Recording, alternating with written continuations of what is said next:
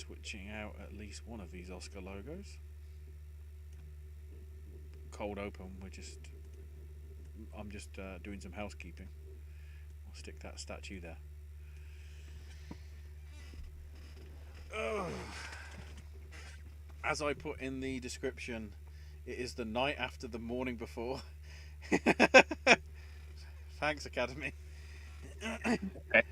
It's very true. Well,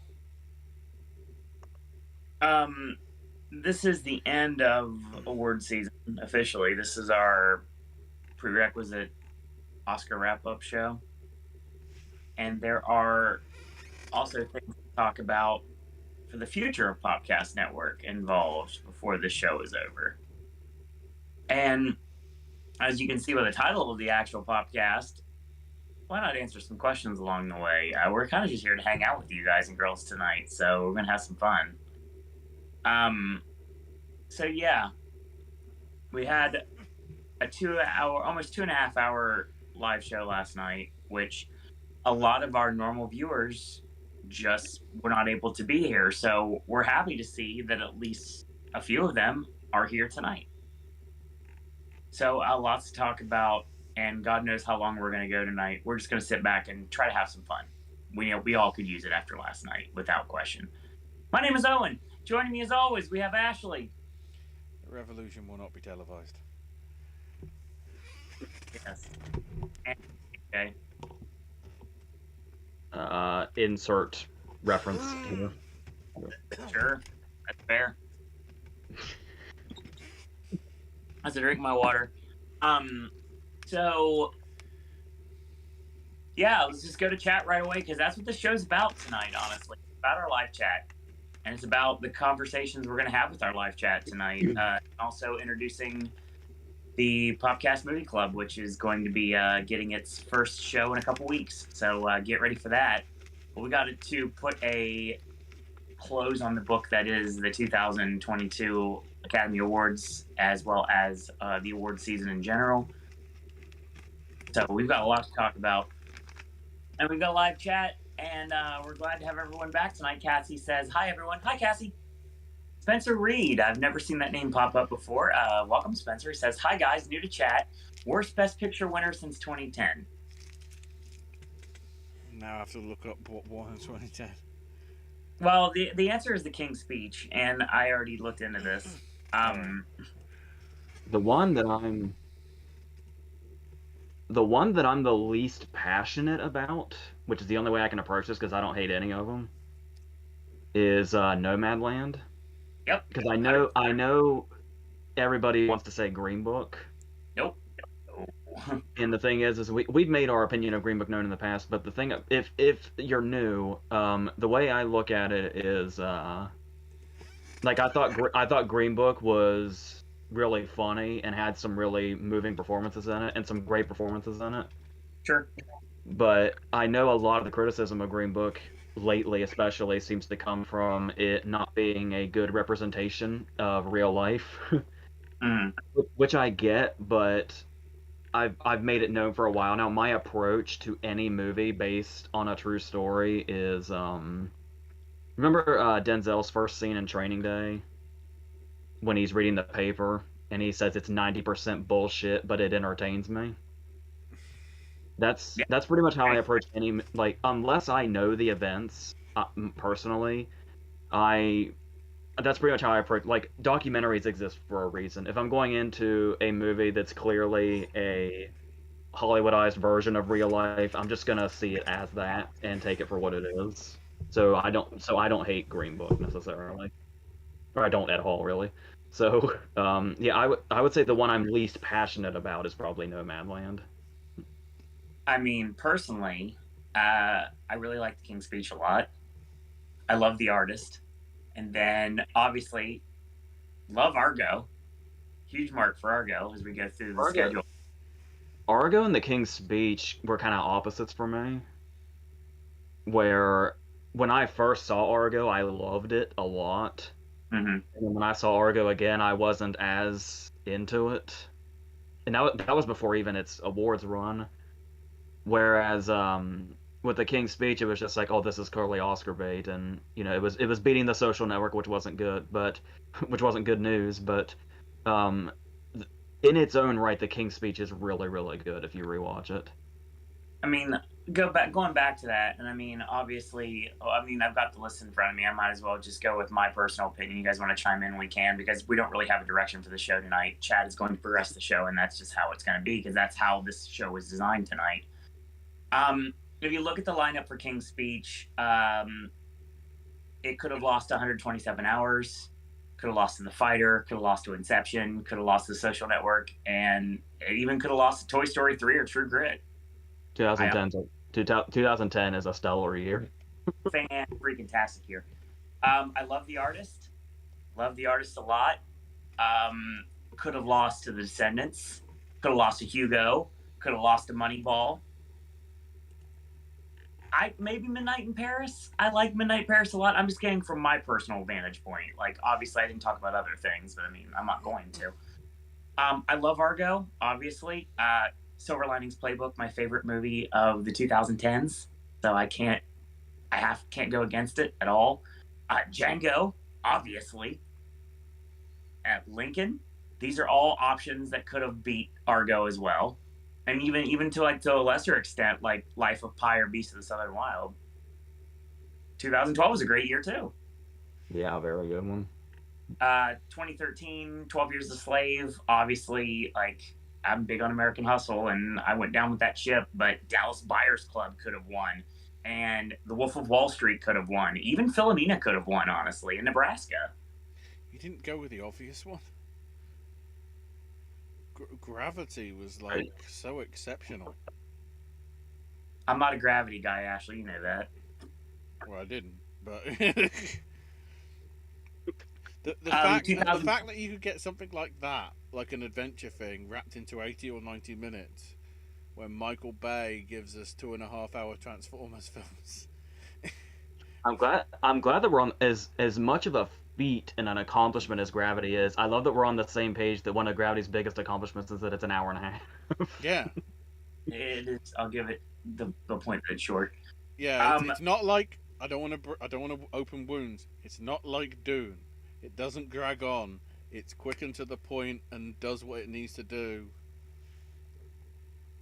Okay. Didn't see that coming from you, Ashley. Well, keep in mind, when Dune is fully out in its like 3-disc set, it's gonna be 5 hours. Thank God. No. Speaking of that, let's get away from that. 2014. Birdman. The obvious answer here is the Grand Budapest Hotel and Whiplash. Yeah. And yeah, that's about it. Honestly. Depending how you feel on Boyhood, that possibly could be. I like Boyhood, but I mean,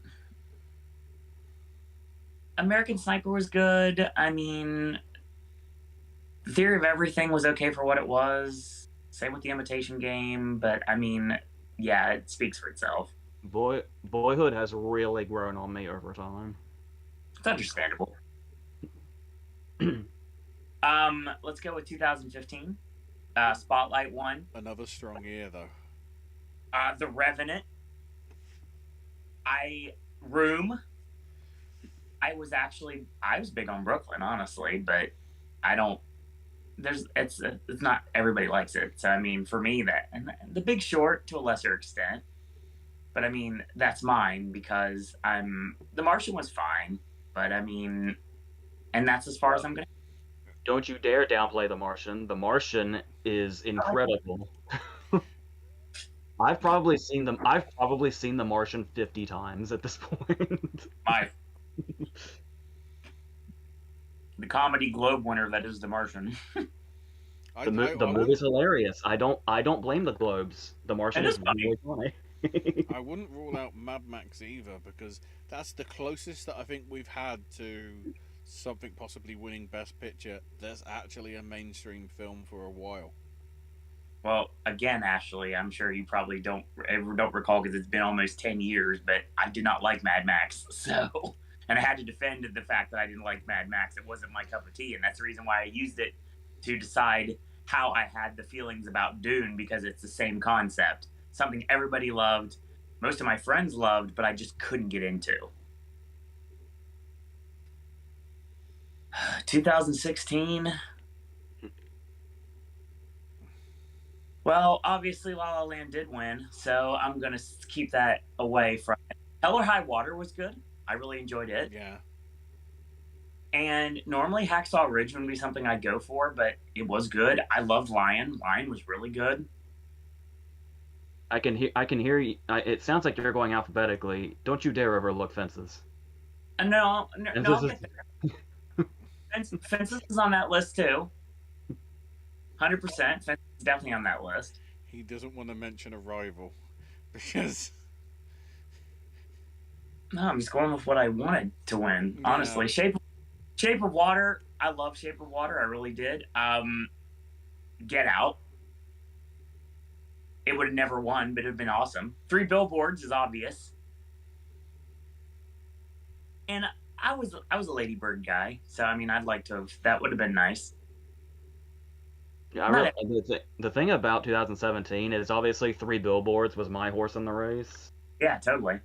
But I just love how the fact that a movie like The Shape of Water is a Best Picture winner is still something I'm processing in a good way. Oh yeah, awesome film to watch theatrically too. I'm so glad I got that opportunity. 2018 was Green Book.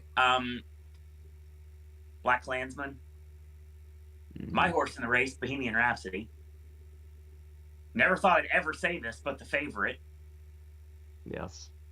And A Star is Born. Obviously, when we talk about The Favorite, we got to talk about the fact that it was the rightful screenplay winner. Still don't know how that happened. I know Green Book won picture and everything, and that should explain it, but it really doesn't. It doesn't at all.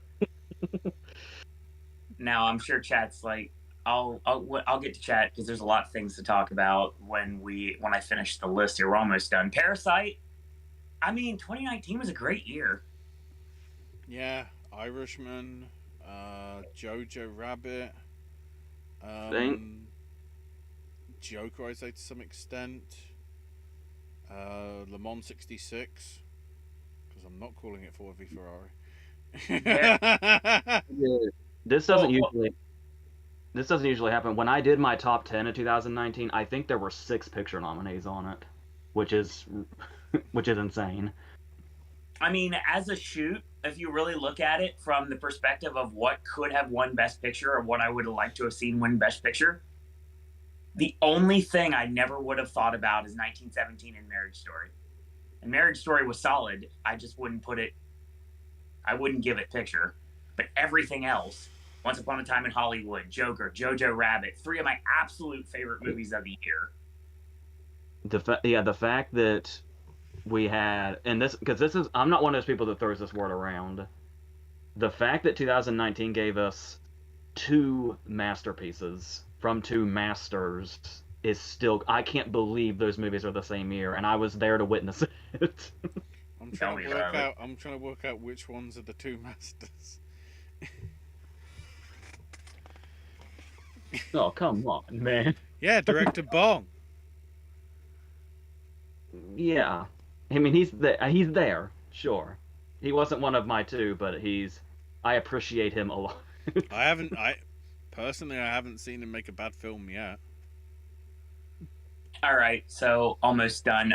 Last year, anything could have won instead of Nomadland, and I would have been happy. Even Mank, honestly, and that's pushing it. Honestly, last year was 100% correct, and I agree at 100% with Ashley. There's nothing I would have liked better than Nomadland to lose. And you want to talk about Green Book being divisive and how chat was talking about how they were not a big fan of King's Speech winning. And AJ and I both have the same opinion. Maybe I'm a little bit more extreme about it, but I don't hate Nomadland, but it's not the greatest, and it didn't deserve most of the things it won. And it screwed a lot of things that were a lot more deserving out of awards that they should have won. Specifically one off the top of my head. But it's got some really powerful individual scenes. Right. But as a whole, it just does nothing for me. I mean, you're looking at some of my absolute favorite performances of the year: Sound of Metal, Promising Young Woman, Judas and the Black Messiah, and Trial. And of course, I'm not gonna. Of course, you talk about The Father. Obviously, it's on there too, without question. But like, I mean, I liked Mank more than you did so much. There's not even a review on this channel for it. Minari was there. It was fine, but it wouldn't have been a win. And this year, obviously, you look at my top list. You're anything here with the exception of, sorry, AJ, Dune and Nightmare Alley. And even Power of the Dog, I would not have put. Well, Don't Look Up. I would not have selected any of those, but everything else would have been a deserving Best Picture win if I had to choose something other than Coda. Mainly Licorice Pizza, Drive My Car, Belfast, and King Richard. Only because I saw it at the bottom of the Wikipedia page that we're all looking at for the list. It's amazing to think that Spielberg's had 11 nominations and he's only won for Schindler's List. At least in terms of Best Picture. Yeah. Oh, dear God. This is going to be a long night. And I can tell already this is going to be a fun show. I'm excited because I'm looking at the chat and this is already getting me excited at the prospect. Welcome, Josie. Hey, Popcast team. Had such a great season. Listen, you needn't worry about incorrectly predicting PTA winning his Oscar because I gave him one of my personal alternate Oscars. I don't mean to brag, but those are the real Oscars. I can't complain because I really like Belfast. Yeah, so do I. And it was my number 5 for the year. So 5 versus 1. That's not that big of a jump. So, and I'm okay with Branagh winning. I just wish PTA would have won, and he should have. But I mean, he'll get his time in the sun eventually, and I know that. To be honest, I'm just pleased, it gets recognised because there's plenty of films. I mean, obviously the big one this year was Passing, not getting anything at all. And I guess, from your guys' views, even though I wasn't a huge fan of it, I certainly appreciate the craft that goes into all the stuff with French Dispatch, like production design and the special effects of all the puppetry stuff and everything. Great year for Chalamet. Yeah.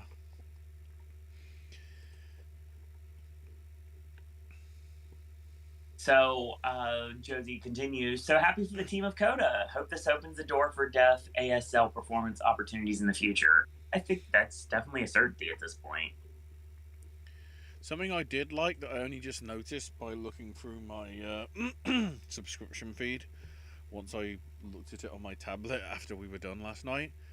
They did do a YouTube second screen experience, which is entirely done in American Sign Language. Nice. So it was just somebody backstage doing all the, all the sign language and everything. Which means Brian said, the great thing is I think that stream was 3 hours and 20 minutes, so it actually went shorter than the Oscars somehow. God.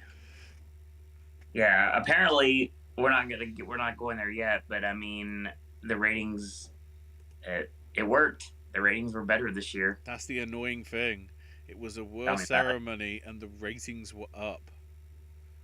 But I think if you look at the discourse of, even if you take out that, I don't think people really connected with it as much as they did. The category thing was a problem. I think I saw the thing that you talked about yesterday, Owen, with the whole the MTV Movie Award style feel, what with the Cheers moment and the People's Choice, of which nearly everybody was going, why? Of course. The musical performances all delivered, though. There was nothing there that I didn't think. Oh, of the nominated songs, you mean? We don't talk about the cruise ship, okay? That was good for the first minute and a half. And then it went to the alternate words, and it done the party right good. and then Andrew Garfield's Spider-Man verse came in, and they're like, no, can we have our own timeline back, please? Thank you. Do you real? Don't throw this on Garfield. Here's the thing. He's the first one that shows up, though, right? Before Toby does. Yeah. Mm-hmm. That's why it was the easiest. And he got the bigger pop too, which 100% vindicates AJ and I. Second watch the movie, I realized how vindicated we truly were, that everybody was finally understanding how great of a Spider-Man Andrew Garfield was, and continues to be, and will continue to be.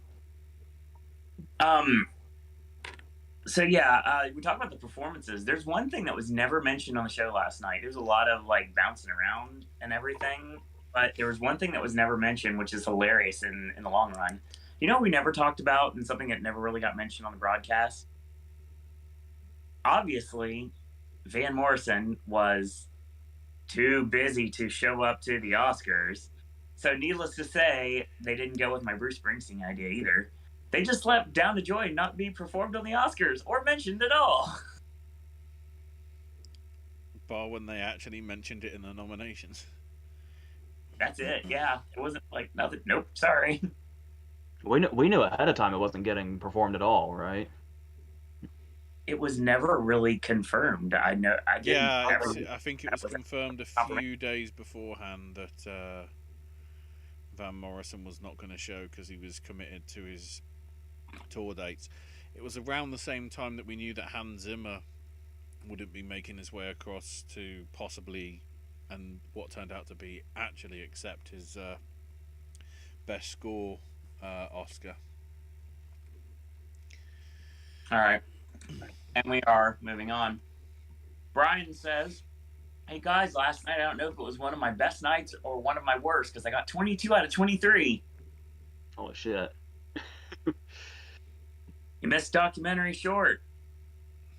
So I know how you feel, Brian, 100%. Blame Shaq.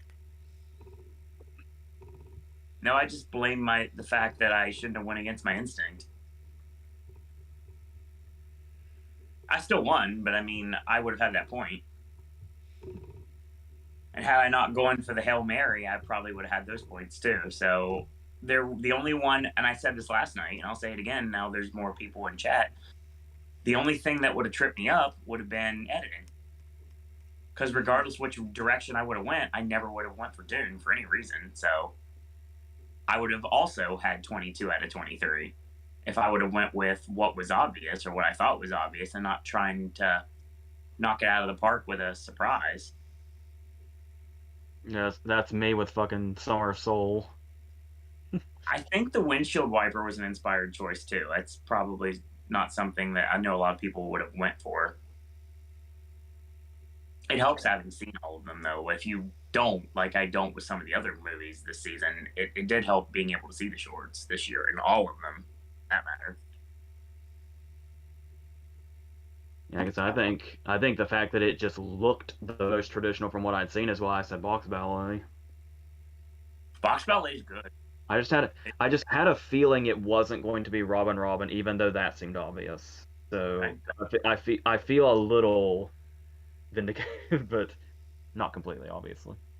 Such a boring choice. I guess me and Ardman don't really get along unless it's the Pirates. Josie says, I hate when it's predictable. It's so boring, but award season is not about winning Gold Derby Oscar pools. It's about making lists of your favorites and being creative with them. Hear, hear. Mm-hmm. I toast you with my non-existent water. It's just ice now, but there you go. That's how I was saying, like, it's interesting that we're as passionate about this as we are, because I can just not relate to the people that throw a fit when they're... I know this is easy for me to say this year, but in any year, I can't relate to those people that throw a fit when their movie loses. I don't get being that concerned about what another opinion is. Sure. Brian said, go ahead. That was the extent. I'm not always. Sometimes I'll get bent out of shape about an opinion, but it's rare, I hope. I do that too. Brian says a few days before the Oscars, I've seen The King's Speech, A Royal Affair, The Imitation Game, and Still Alice. Good bunch of films. Never saw A Royal Affair, but that's the only one I haven't. Well, no. Yeah, I've seen enough of Still Alice to know, but I never watched the whole thing. Because I remember we had it at Regal for a very, very short time, and it was just so bizarre seeing it there. That was the theater that tried to kill people when the ceiling was coming down. That is absolutely correct. Oh, man, this is a tough one. Josie's going to throw out the first question for the night. Okay. Buy one, rent one, lose one. Baseball movies. Major League, The Sandlot, A League of Their Own, The Natural, Bull Durham, The Rookie, The Babe, Bad News Bears. My favorite sports movie of all time is A League of Their Own. So that's one obvious one. I got three I like in that one. Yeah, okay. I'm good with that. I'd buy A League of Their Own. I would lose Bad News Bears, but specifically the stupid, unnecessary remake, because that was not specified in the question. And that's fair. To be fair, the rental is not even mentioned there. The rental is our boy, 42, the Jackie Robinson story. Because that's how we all found Chadwick. And my God. I hate to do this to you. You mind running down that list one more time real quick? Yeah, that's fine. So, buy one, rent one, lose one. Baseball movies. Major League, The Sandlot, League of Their Own, Natural, Bull Durham, The Rookie, The Babe, Bad News Bears. And I'll go last. Well, I would lose. I'm going to assume. I'm going to stick with the math out, Bad News Bears. So I will say, much as I love Goodman, The Babe is out. Okay. So it's a tough call because I feel like The Natural is kind of the objective choice because the Natural is amazing and it's one of the quintessential sports movies ever, but my heart is saying The Sandlot. So I'll go with my heart and say The Sandlot, but The Natural is worthy of acknowledgement, very much so, to say the least. Okay. Bull Durham is great too. I had to grow up a little bit before I appreciated Bull Durham because I saw it when I was like 10. But I mean, we're not mentioning The Scout, which I really enjoy and I still enjoy to this day. We didn't mention Little Big League or Rookie of the Year, two other baseball movies I very much enjoy. Rookie of the Year. For not in there makes it a lot easier for me. Major League 2 was one of my absolute favorite baseball movies of all time. But just like with some originals, I never liked the original Major League. I've equated Major League 2 as something throughout my entire life, and I've quoted it. I've quoted it on here numerous times, but I've never really connected to the original Major League. So Major League is out right away. So yeah, we'll toss that in the Binsky. And I would be renting The Sandlot, and I would buy League of Their Own. Also, don't forget Moneyball. Yes. It's a different it's certainly a different aspect of it because it isn't, all in all about the actual play on the pitch. It's more sort of the inner machinations of the team. The only problem with that film, Bobby fucking Kotick. What a twat. And I like that. I'm also with AJ on this. I love Bad News Bears as well. If we're not going with Linklater, yeah. that doesn't exist. I haven't seen the Linklater Bad News Bears since the theater. Sounds about right. Yeah. One of the few I was gonna give a shout out. One of the few Linklaters that I was like, "What's he doing?" Yeah, because the subject matter suits Linklater, but that's not a Linklater movie at all. No. Go ahead, AJ. You're gonna give a shout out. um, One of the best scenes ever in any baseball movie is the scene at the end of Moneyball, where Jonah Hill is showing him the footage of the guy that didn't know he hit the home run. That I really really love that scene. And I'm kind of shocked. Field of Dreams was not in this lineup either. Yeah. But I'm happy because it's so much easier. Okay, Cassie says I managed to get 15 correct. I don't know how many there were. I ended up with getting everyone in my family though. Well, that's cool. Brian says there are 5 more 2010 movies left before I start my Oscar movie marathon on Sunday, the 3rd of this upcoming month, starting with Riding with Fire. Josie says with the Will Smith slap, I have to ask, though not 100% related, favorite bar fight in a movie? The first thing, I'm sure there's better answers. The first one that comes to mind is Dirty Work. Yes! God, yes! Not Rupert to show. Holmes, Escape, the Pina Colada song. So good. It's like that Dave Chappelle bit. Like, you ever get your ass beat to a soundtrack? And that's exactly what it feels like. I can't decide between the two, but using my British skew. Manners maketh man from Kingsman, Yeah, that's a good. and Don't Stop Me Now from Shaun of the Dead. Both great choices. Sean definitely comes to mind. Didn't want to think about that's what the song was, but I mean, yeah, Sean comes to mind immediately. Another one I'd like to throw out right now is Roadhouse. I'm trying. In general. I keep getting use Google, but I'm afraid if I pull the internet up, it's gonna slow me down. So I just gotta go off memory. I've fallen out of love, Owen. I've fallen out of love. My eye. Oh, wow, that's great. Let's see. Bar brawls in movies. There's so many great ones. Apparently, I'm trying to figure this out here, and I was like, hey, I know a great one. Good. Jackass 3. Oh, yes. I will say Dirty Work comes to mind immediately. Yeah, I'm 100% with you on that one, AJ. You know, to be totally honest with you, I think I'm gonna commit my final answer is Jackass 3. That's good. I like that. That's fair. I'll give you that. 100%. I'm sure there's objectively better ones, but one of the John Wick films had some sort of nightclub, right? Yeah, the first one. Yeah. Well, then I guess in that instance, does the shootout in Collateral count as a bar fight? Because technically.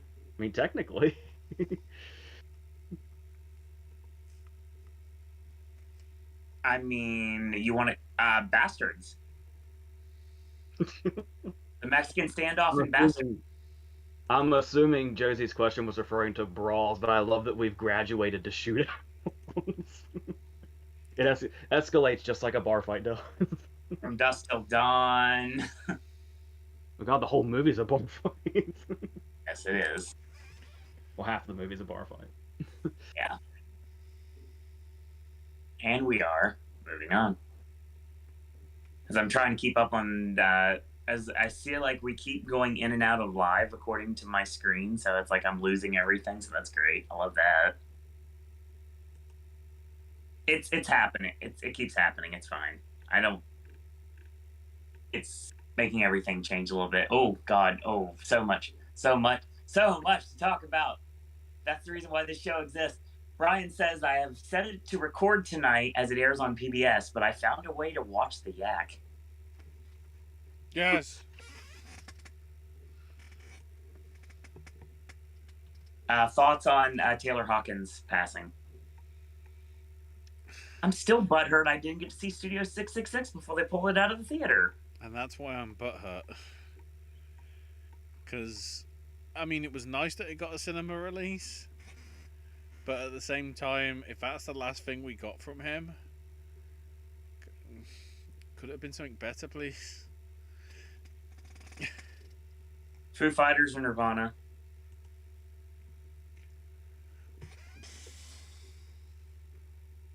That's like a trick question. Lemmy is God from Airheads. Kind of a. It's like who would win a fight in a fight, Lemmy or God? Trick question. Lemmy is God. So it's like it's kind of the vibe here. It's difficult to say because it's funny because someone put this on Twitter that I do see where they're coming from 100%. It's like Dave Grohl is such an amazing drummer, and the fact that Taylor Hawkins is so good is letting Grohl step away from the drum kit, which you would never allow for if you were just like a mark for Nirvana, just because he's so good. So it's like you have two like world-class drummers in the same band, and they both are just like head and shoulders above everyone. That's a difficult argument, honestly. Yes, this would be you two because music questions are kind of out of my range a little bit. That's tough. Because there's so many iconic moments from both bands throughout time. And I really don't see many missteps when it comes to either band. So it's difficult, like saying like Dave Grohl versus Kurt Cobain is like it's tough. And Dave Grohl against himself as a vocalist versus being a drummer. I mean, it's weird to think that, but yeah. I'm big mark for both of those, so yeah, I'm totally fine with keeping that. Josie says favorite dream sequence in a movie.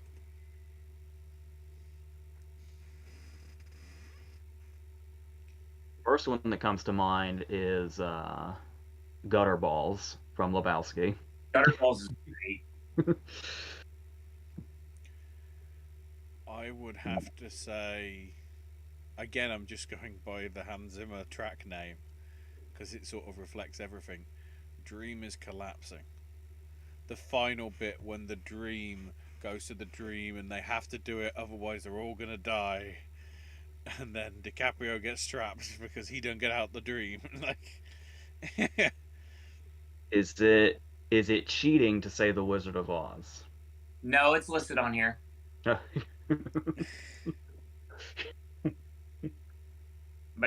can I go with Wayne's World?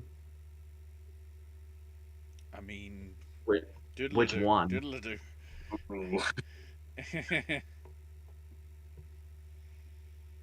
Are you talking about the Doors scenes? Yes. Just in general? In general, yes. Well, hey, one of my other good friends is in chat tonight. Welcome, Tim Knight. Favorite slasher horror film from the 80s, says Spencer Reed.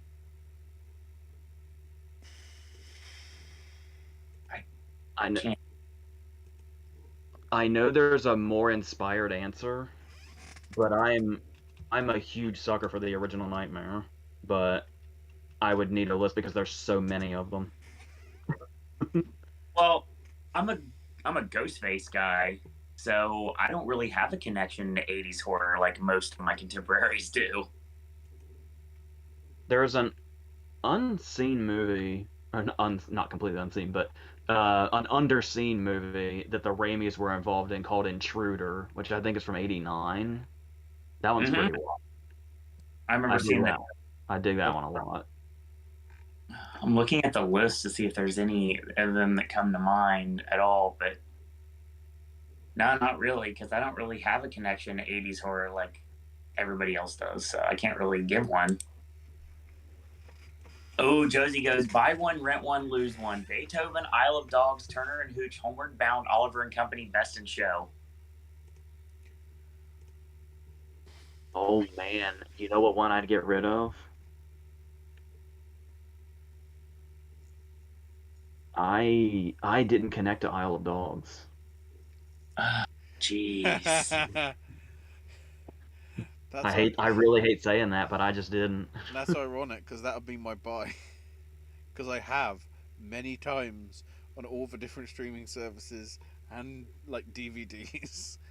Um, It's tough because it's like I want to give kudos to Oliver and Company because I've always enjoyed it, and obviously grew up on Beethoven.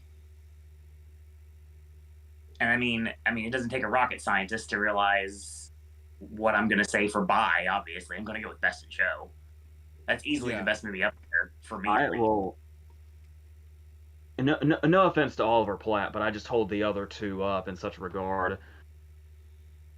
I just appreciate Beethoven for the fact that I got to grow up on Charles Grodin and Stanley Tucci without knowing it. yes, that's the And only and Dean reason. Jones, of course, but surely everybody grew up with Dean Jones in one way or another. AJ, what is your answer? I didn't believe it. Still blows my mind because I didn't see any of Dean Jones's old Disney movies growing up. I only knew him from Beethoven, so I only knew him as a bad guy, and I assumed that was his real voice. Nice. So, AJ, what's your answer for the three? What was there besides Beethoven, Turner and Hooch, and Isle of Dogs? Homeward Bound, Oliver and Company, and Best in Show. I didn't connect to Best in Show like I did most of Guess Others, but Best in Show is also the first one I saw. So, like, if I were to now that I'm more was versed in Guest, it would probably make much more sense to me, the humor and everything. But in the meantime, I would say there's so much stuff in here I have a soft spot for that I grew up with. Mm-hmm. Oh my God. I would say Rent, Turner, and Hooch because I love the way me and my brother did a whole video on this. The way it combines silly dog movie with a legit crime movie. It's a way to look at it. And the fact that they didn't pussy out on the ending, as devastating as it is, I admire that they went with that ending. Okay. So that puts either Beethoven or Beethoven's nowadays is more of a guilty pleasure. So I might say Oliver and Company. Homeward Bound is really, God, I don't know. Most of this stuff is videos I've done with my brother recently. 3 of these are videos I've done with my brother recently. Oliver and Company is probably the one I'm most inclined to watch before Homeward Bound. I think. God, I don't know. This is not the question I expected to be so hard. Of all the questions to really go, oh my God, I really don't know. Man, I'll pull an Academy. I'll just say, oh, I'll go with Disney. So I'll say, wait, Homer Bound's Disney too, isn't it? Yep. Shit. Come on. Yeah, because I'm staring at it right here. I should know. Well, when I said I was going to go with Disney, I was going to say Oliver and Company, so I'll say fuck it and say that. Because we'll say this, Oliver and Company was technically my intro to Dickens, and that's important. Fair. Ashley, what do you got? By Isle of Dogs, Rent, Best in Show, and honestly, I would get rid of Homeward Bound because I think it never really connected with me. Because it was like because the dogs' mouths weren't moving. It was just one of these sort of like, oh yeah, let's imagine that's what the animal is thinking, and somehow they can read each other's minds. And one sounds like Marty McFly, you know. And then like the sequel, just like in that respect, I should go with Beethoven because the Beethoven sequels, when they get to the end, is like really bad. But the first one stands alone as good, whereas I never really connected with Homeward Bound 1 or 2. Okay. It is worth noting when because the thing is when you do the review videos, when you're just doing them like freehand without thinking about what you're going to say beforehand, like me and my brother just watched the movies and then started the camera and started talking. when you do that, especially for like an hour, you start to discover things about movies you weren't thinking about while you were watching them. And I think we determined the first Beethoven is genuinely good when you get to the core of it, as weird as that sounds. But yeah, offhand, those would be my answers, I guess. Okay. Mine is I would get rid of Turner and Hooch because I never really connected to it. I would rent Oliver and Company because I feel like it needs it needs to be out in the world because not enough people know about it, honestly. And the obvious compared to other Disney animation, you mean? Yeah, and the obvious answer for me for buying would be Best in Show because had always has been my favorite of the Guest movies, and it was the one that introduced me to Guest. And I mean, I didn't become into Guffman until like way down the line, but I mean, obviously, Mighty Wind is the movie that I got really close to, like when it came out. But Best in Show was the one that started the love for Christopher Guest movies, and it's got to be the correct answer. Jody says fake Oscar movie pitch. There's a game, apparently. First one, Balloons Over Broadway, a biopic of Tony Sarg, the puppeteer for the Macy's Thanksgiving Day Parade. That sounds real. Yeah. Brian, what do you think? I think you, above anybody, would understand how this movie actually works. Josie says, Appleseed, a biopic of Johnny Appleseed for Apple Plus. Of course.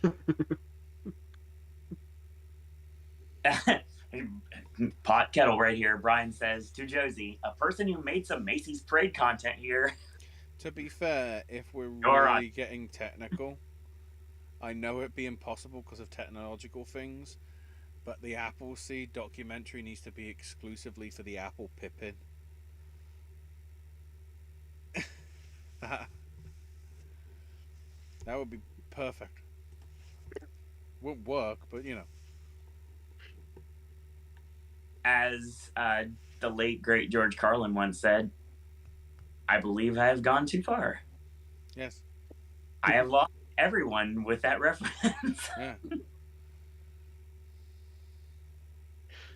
Comedy for zero is still fuck. Exactly.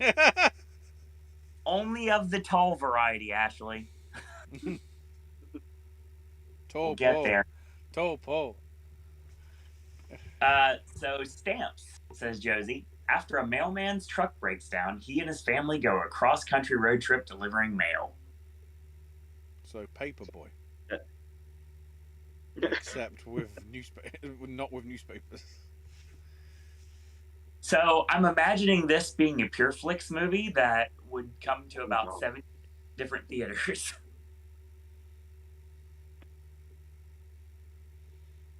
Come on, it seems like a Pure Flix movie.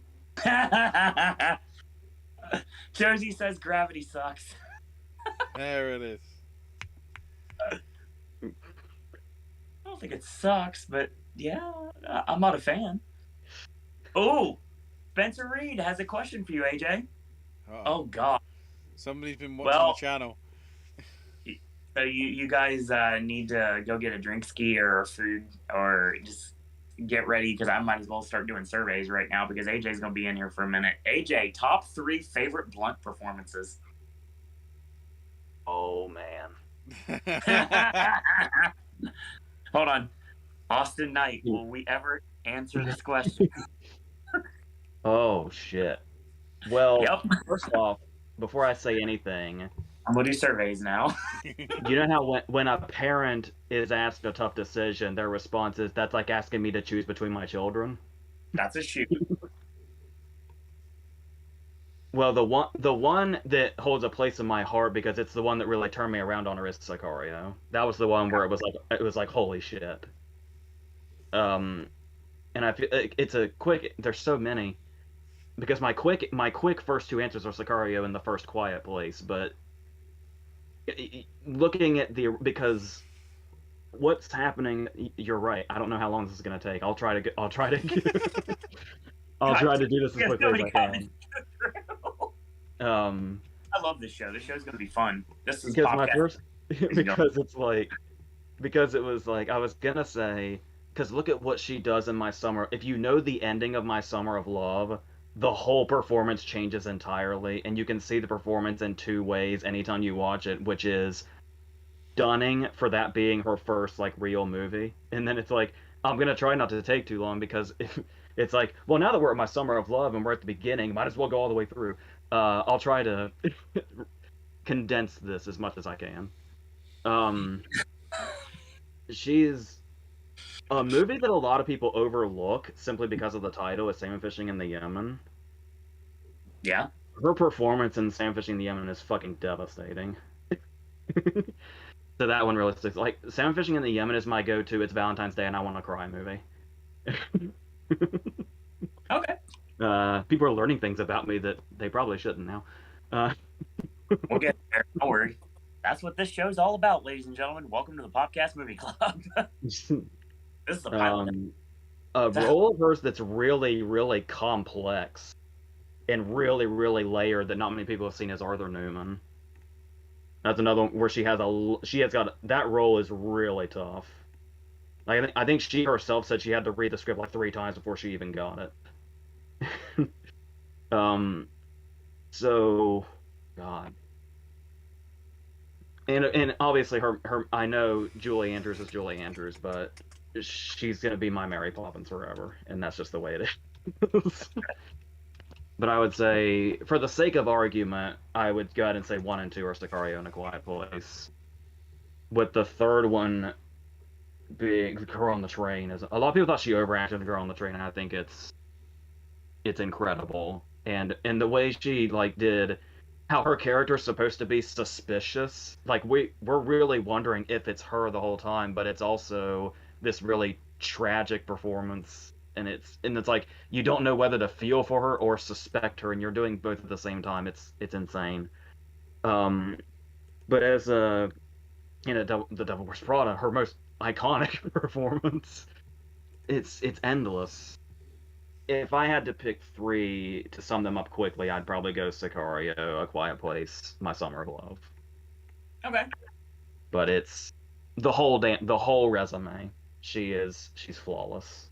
She's absolutely flawless. The only offside is she might have been miscast as Lynette Ridgway. But once again, the role of Lynette Ridgway is just to walk into a room and be the thing that everybody looks at before you die, which Gal Gadot couldn't even do. So, but yeah, but I could have this conversation for another 5 days. Yeah, But, yeah. well, because we have a video to do, I will stop it here and say those three for now. But it could always vary depending on the day.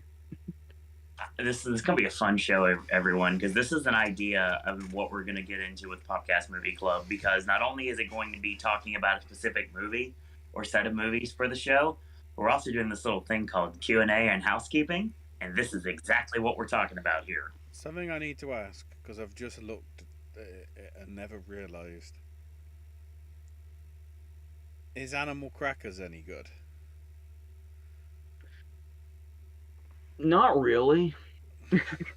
I guess the issue is it is a 2017 film that took 3 years to come out.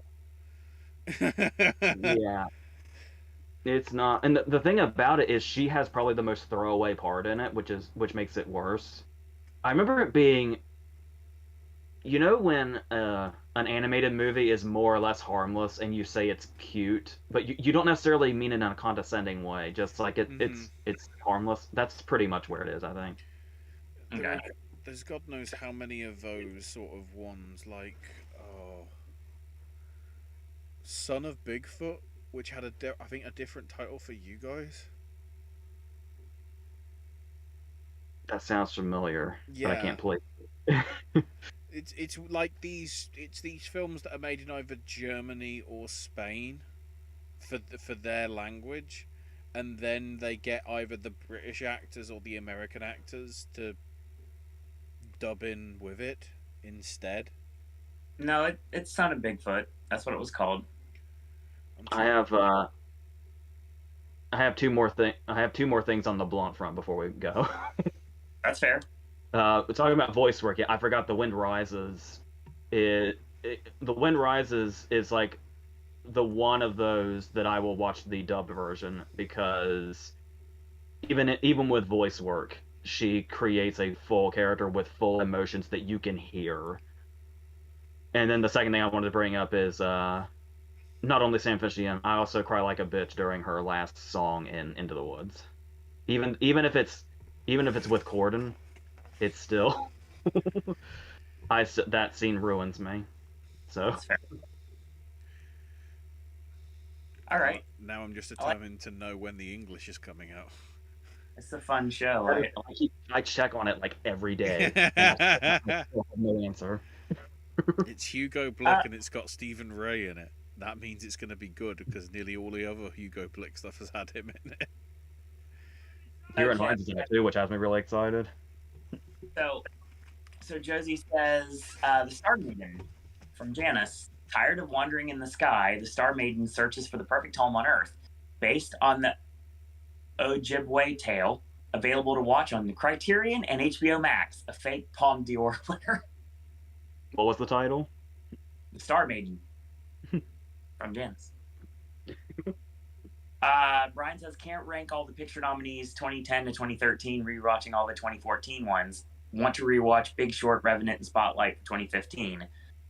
I've ranked the 2018, 19, and 20 picture nominees on the chat. 17 is Lady Bird, Phantom Thread, Call Me By Your Name, Darkest Hour, Get Out, The Post, Dunkirk, Three Billboards, The Shape of Water. That's his lineup. I've noticed the times we tend to disagree with Brian. Well, I tend to disagree with Brian the most is when he's ranking picture nominees. Yeah, 100%. It's like, you lost me, dude. Yeah, Lady Bird's way too low. I think Call Me By Your Name should be a little bit higher. Darkest Hour needs to be flipped. Wait. Was that top to bottom or bottom to top? That is bottom to top. Oh, never mind. Okay, cut that. Dunkirk and The Post need to be brought down a couple of pegs, but that's just me. Cassie says, I'm still so happy The Shape of Water won Best Picture. I ended up reading the book after it came out, and it's really good. Let's see. Book? Apparently. I really wanted one. Oh, Once Upon a Time in Hollywood to be that picture. I'm happy for Coda. I will get to that hopefully soon. Josie says, I wanted Minari to win picture last year. Nomadland was good, but it was a documentary. Yeah, we've all have agreed that being a documentary movie. The narrative aspects were very weak. Spencer, bring in the trivia tonight. Go ahead. Well, the one thing I will say about the narrative portion of Nomadland is David Strathairn's performance is really good. Okay. Which is the extent I can take that. Oh man, this is a tough one. Can you guys name a great performance in a bad movie? Oh, a ton. You know who comes to mind? There is a movie. There is a movie with Ice-T and Rutger Hauer that is an action movie remake of the Most Dangerous Game called Surviving the Game. I've seen that on the DVD case at Hollywood Video back in the day. Do you know who has an amazing performance? An amazing performance in Surviving the Game? No, I do not. Gary Busey. I am not kidding.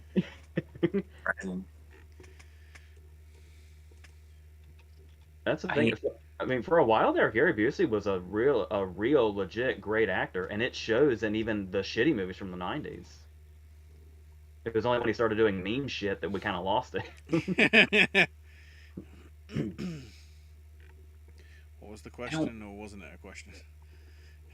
A great performance in a bad movie from Spencer.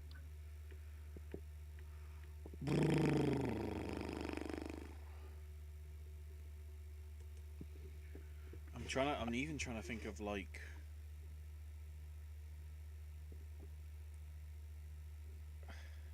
I think The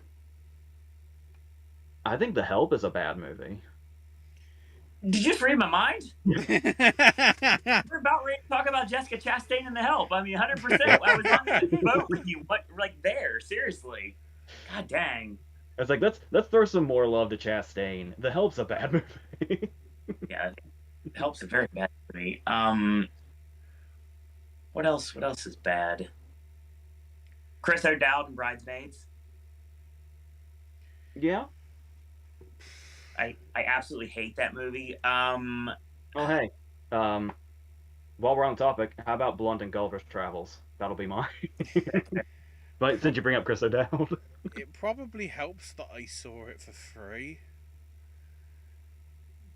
but Jim Carrey in The Amazing Burt Wonderstone. Just because yeah, it was good Carey, but it was like the rest of it was just. I mean, Carell and Buscemi didn't work as like the Siegfried and Roy style characters at all, but Carey playing like the Chris Angel mind freak sort of thing did. I was AJ knows how much of disappointment Burt Wonderstone was for me because I was so excited for it. you were But you were sitting next to me when we watched it. yep, I never do this. If Carrie was not in that movie, I probably would have had to walk out of it. That movie is miserable except Carrie.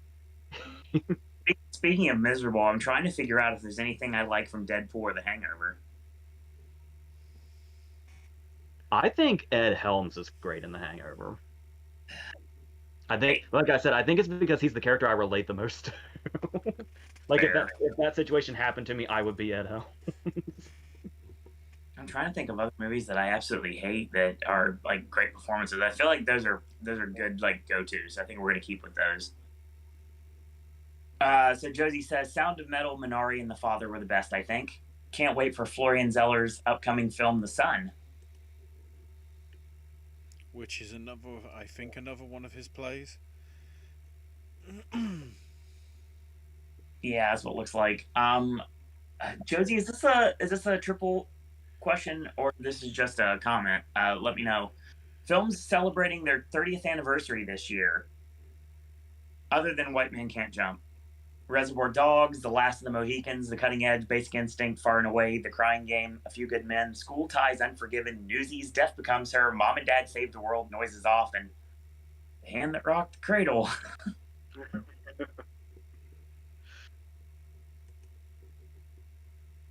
I love that you have history with that movie. That's like one of my favorite So things. weird. It's such a weird story, man. Seriously. I'm trying to now look for the 1993 BAFTAs to look for the British films. I'll give 100% my dad extreme credit for understanding how uncomfortable I was and then going back, like leaving the person that would end up being his wife and my stepmother down the line for the night just so I would be okay because that movie messed me up so bad. I don't know why or how, it just did. Josie said, my favorite Van Morrison song is Everyone in the Royal Tenenbaums. Yeah. I've just noticed there is one that didn't get mentioned in there. Well, there's two. You know, I enjoyed JFK, but Strictly Ballroom was 1992 as well. And that, you know, I think that was Baz Luhrmann's debut, right? I think so. In my mind, it always has been, but I could be wrong. Yeah. Yeah, as director, that was his debut, and then Romeo was 96, so... It was a trilogy that wasn't actually a trilogy, but yeah, his series of movies. He seems to be like James Cameron. He only makes film every 4 to 5 years, unless it's between Great Gatsby and Elvis, which is like 9. Oh, Spencer asked another question. AJ, biggest movie disappointment of the year? Oh, I know I have an answer to this. All right. I'll have to try to pull up a list on this one. Hopefully, I don't slow down or anything. Because I know there's an answer to this. I have a very easy answer to this, but I'm third, so we're gonna wait. Yeah, I'm trying to look at the list, and we're, I'm assuming this means of 2021. Yes. All right. I hope if anybody else has an answer, go ahead and throw it out. This might take a minute. Apparently, I have to go first because I am the only one here that has an answer. Because all I watched this year, save a couple notable exceptions, were potential picture winners and nominees for different categories. So the only answer at the end of the day for me is Nightmare Alley. Yeah, that's the first one that popped in, but I want to be sure. Last Night in Soho could have been a lot. Oh, Halloween Kills would have to be up there. I never saw it.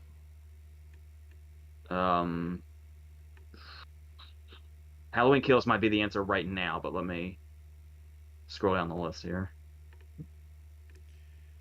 Ashley got an answer in the meantime. I mean, the one I want to say, which will piss you guys both off, is French Dispatch. I came from such a high from like all the previous stuff that he's done. You know, Isle of Dogs, Grand Budapest. Was there anything else in between? I think. Even that Christmas commercial that he did for H&M, I enjoyed more than just it never really connected. I guess I feel like the the way of him presenting the sort of three part sort of like thing felt a little too much like his 30-minute short films, when I know he's got the effort in him to actually deliver a full on sort of 2 hour tour de force, which is why I'm looking forward to the next one.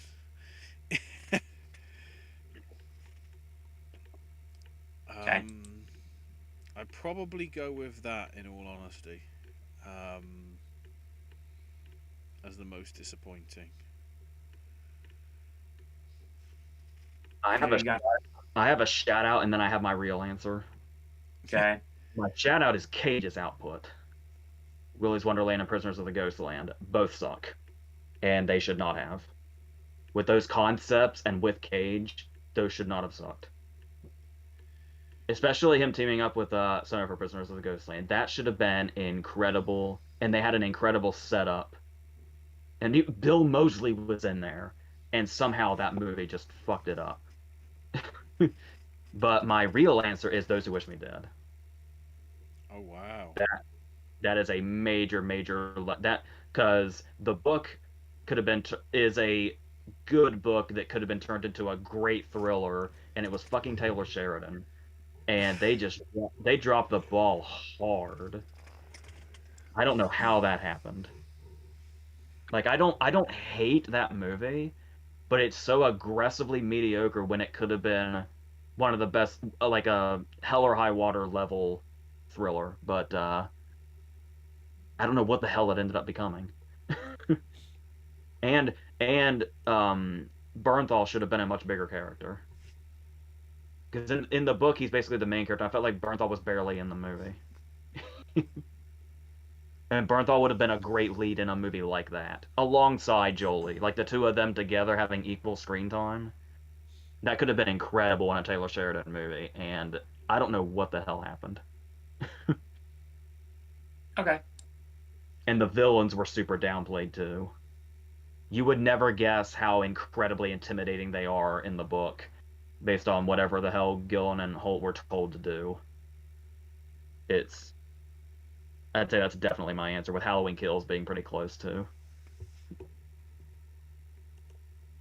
Okay.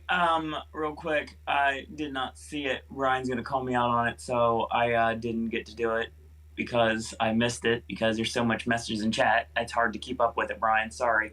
2016, his lineup from 9 to 1. Lion is dead last. Oh, that's wrong. Hidden Figures is 8. I'm good with that.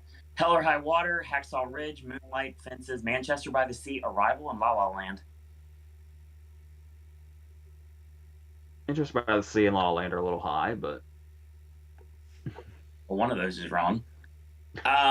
Brian says Van Morrison not being there is basically like Kendrick Lamar did 3 years ago.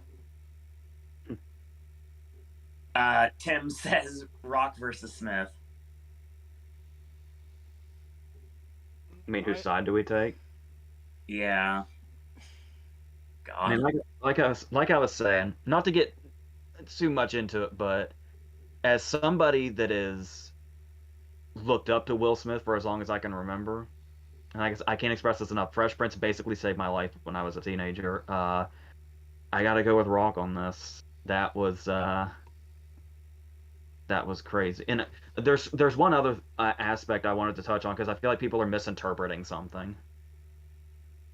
I saw some people, not many because you just don't do this. Some people were going after Denzel for comforting him in the way that it, because the Denzel quote where he said that Denzel had just told him, at your highest moment, be careful because that's when the devil comes for you. Yeah. And people seem to be misinterpreting that. I'm assuming misinterpreting because I wasn't there, obviously. But the fact that they're saying that Denzel's using religion to excuse what Smith did, but the thing is, like, what I think the way they're taking it is Denzel was equating Rock and his joke to the devil. But what I Right. think Denzel actually, like I said, I wasn't there, but what I think Denzel actually meant by that was Will's desire to hit Rock was the devil coming for him. And that It, in that it was that desire to hit him that he should have watched out for and not acted on. I think is what Denzel means by that. it was like the angel and the devil on your shoulder. Yeah. Um,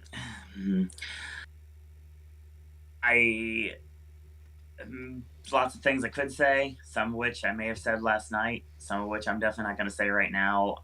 Like I said before, I guess in the past, I definitely could see where Will Smith's coming from, and I'll say it again. But under no circumstance do you go to that level, even though someone can push you to your absolute breaking point, and you think that what you're doing is right. And in the time, it might be in your head, but you realize that it's not, and you're still going to do it anyway, just because of what's going on in your mind at the time. Yeah, there's no way I can defend Will Smith for this at all. Especially when you have a certain image and you are a role model. Yeah, totally. That's yeah. I mean, weirdly enough, I mean, we brought up Dave Chappelle last night, and we'll do it again. It's like the Wayne Brady skit, where Wayne Brady is one of the most like wholesome like improv comedians that is out there, and of course, he did the whole thing where he was like he pulled a gun on someone in that skit and everything, and it was all haha because I was like, we never imagined Wayne Brady doing that. It's to a lesser extent, that's exactly what it felt like in reality here. Can't imagine Will Smith ever doing something like that, but it happened, so there's nothing really can say. Uh, that was interesting. Only 4 performances last night, says Cassie. Very true. Josie says films having their 40th anniversary this year. Hi, me. Um, Blade Runner, Tootsie, Victor Victoria, Conan the Barbarian, The Beastmaster, Vice Squad, E.T., Fast Times, Gandhi, and King of Comedy. Yeah, when I think 1982, the first thing that comes to mind is E.T. Yeah, a lot of people were wondering why there wasn't an E.T. Fathom event this year. Luckily, I saw the. Now, granted, this was the one where they changed guns to walkie-talkies. I think the one that they did in 2002. Right. And you know what? You know what's amazing to me is when I saw E.T. in a theater in 2002 was my first time seeing E.T. all the way through. Right. And that's something I'm so glad that happened that way. Yeah, it's funny because as a company, we celebrated the ET ride, the ET adventure this year, and our themed for our team member event was actually ET themed. And we actually we have this thing called Park After Dark where you get to ride rides outside of normal hours. We get to do it as like a kudos to us as a company. And the actual lanyard that I have in that room is actually ET themed, even though it's not ET, but it is. You know what I mean? It isn't copywritten. Obviously, you can't put ET on it, but I mean, it's like the same aesthetic, so it's being focused on. Brian has an interesting question. What was the best audience you were with when watching a movie when it came out?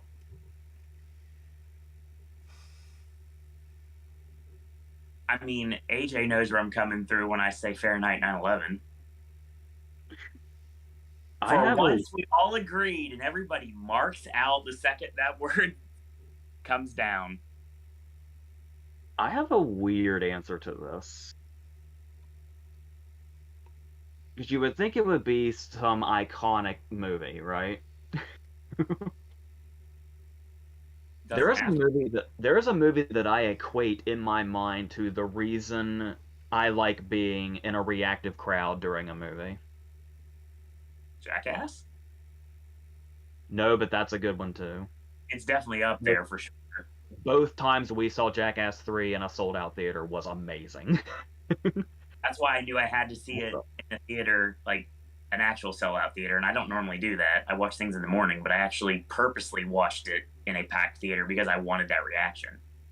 Yeah, because when I saw Jackass 2, it was on its way out, so there wasn't really something like that, but that was wild. But the first one that I always go back to was when I saw The Rundown.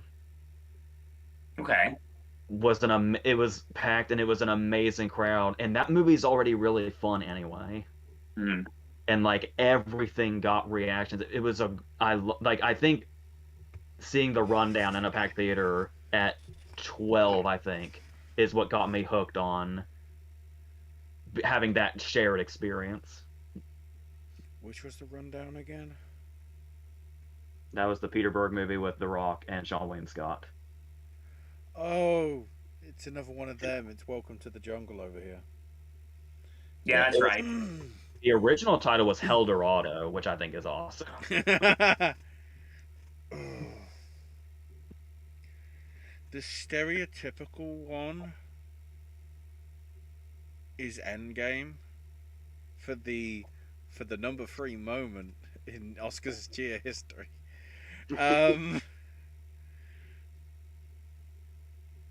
But ironically, same year, and it was the last film I ever saw at that cinema before they shut it down and then knocked it down because they were going to turn it into a Travelodge / Holiday Inn style hotel, which never happened because then the pandemic hit.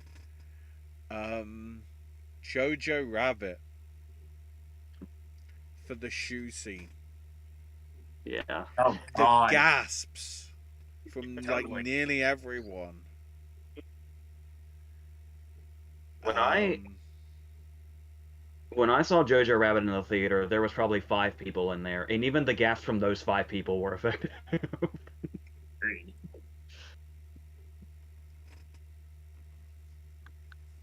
All right. Buy one, rent one, lose one. Football edition. Rudy, Invincible, Jerry Maguire, the game plan, all the right moves. Everybody's All-American. Remember the Titans, Radio, Little Giants, and the Waterboy. God dang it, Josie. Thank you for not putting Little Giants in there. I think We Are Marshall's not in there. Invincible. Well, we mentioned that a minute ago. I don't know why I didn't say that. I looked at it wrong. I haven't seen Invincible since it came out, but I remember really liking it, and I'm not a football person at all. Sure. I feel like Radio's the one that's gotta go. I'd have to put that. And I guess I kind of like to go with one that's more about the sport itself, but I feel like there's no other answer but Jerry Maguire's at the top. I still hate the fact that I still haven't seen it to this day. The Show Me the Money scene is still probably one of my favorite scenes in movie history. AJ, you got your 3? Jerry Maguire's got to be at the top. Radio's probably at the bottom. Cuba Gooding Jr. on both sides, interestingly enough. It's a cliche answer, but God, Rudy is good. Rudy is so good. And Al Snow, Dan Severn in it too. So what were the other ones? Invincible, the game plan, all the right moves. Everybody's All-American. Remember the Titans. Remember the Remember Titans, man. that too. Remember, I had an experience with Remember the Titans. I Remember the Titans is always available at my library, and I don't. I weirdly enough, despite my passion for Denzel, I don't own Remember the Titans yet because it's so available at the library. I just keep going back to the library and getting it. Uh, That's fair. it's easier. Actually, it's not easier, but if I was here, that would be easier. But physical media, please. Um, the thing here is that I didn't really connect to Remember the Titans for a while because it's a football movie and I don't care about football. But then my brother was trying to get me into it. It's like, no, you don't understand. It's great. And it's like, I'm still kind of, I don't know, I'm still kind of bored with it. But then I think it was around the time we did the verses with We Are Marshall. Mm-hmm. I had to see Remember the Titans again. And not only did it resonate, I watched it 3 times after one checkout from the library. And you can only check them out for like 7 days. That's 3 times in 7 days. That's a lot. Unless the Tarantino movies just come out, in which case it's not nearly enough. Um, oh man, Rudy and Remember the Titans. Fuck, that is brutal. You can't ask people that. I'm telling you, Josie's doing the Mr. Burns thing right now, and justifiably so. Shit, man. Because I'll go with my Denzel bias and I'll say Remember the Titans, but Rudy's really good. Ashley, what do you got? It's annoying because when I think of football, it's the wrong shaped ball. I would get rid of Leatherhead. Oh yeah, that's such a strange movie. I would rent Remember the Titans. And it's obvious what I would buy. Because I like long films that are not actually about the sport that they're about. And that's Any Given Sunday. Yeah. That's a fair one. With the best coach speech, arguably in cinema history. Only one problem with Any Given Sunday. The director is a twat. As somebody with a severe vomit phobia, Yeah, that was coming. He's gonna puke. Every time Jamie Foxx is on the field, I'm not watching that movie.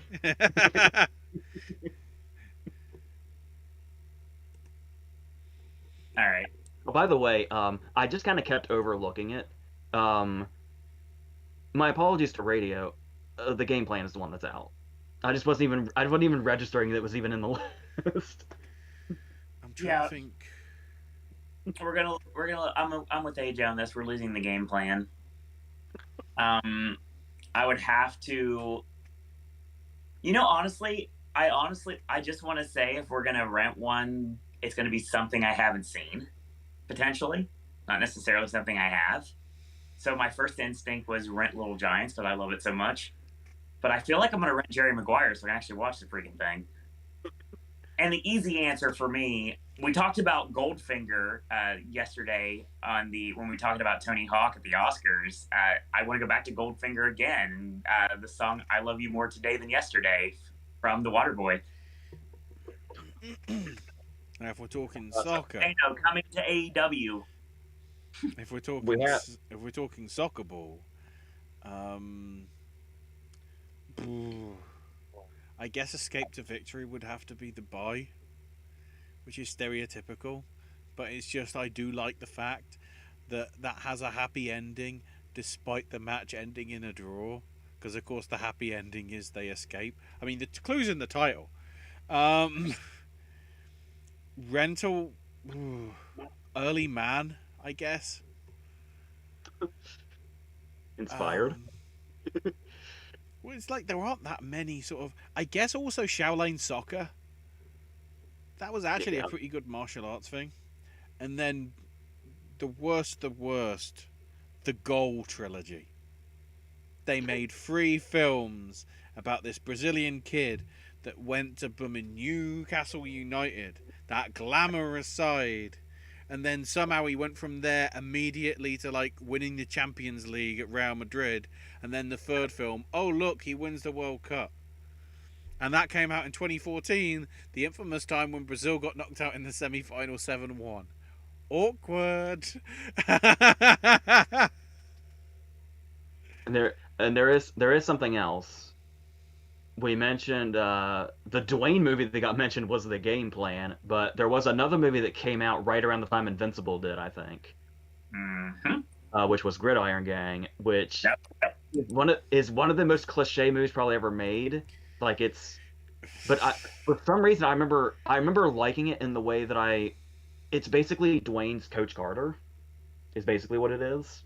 Yeah. And if you look at it from that sense and like you're okay with it being as cliche as possible, yeah. Well, there's The Longest Yard. Oh, got both of them. Yeah, exactly. So, God, this is an idea what we're going to get ourselves into in a couple weeks, ladies and gentlemen. Spencer says, best child performance you've ever seen on film.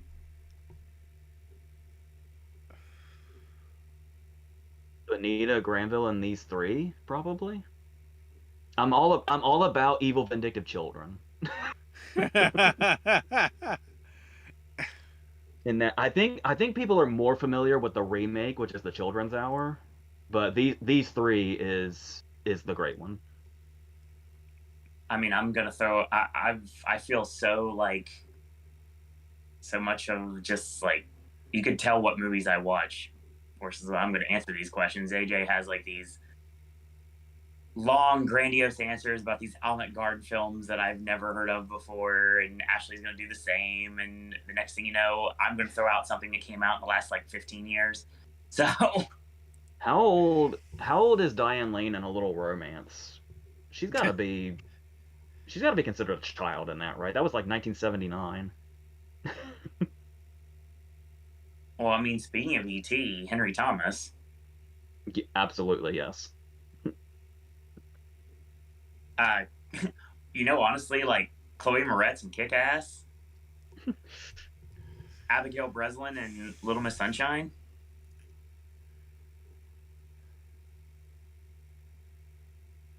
Jacob Tremblay and Room.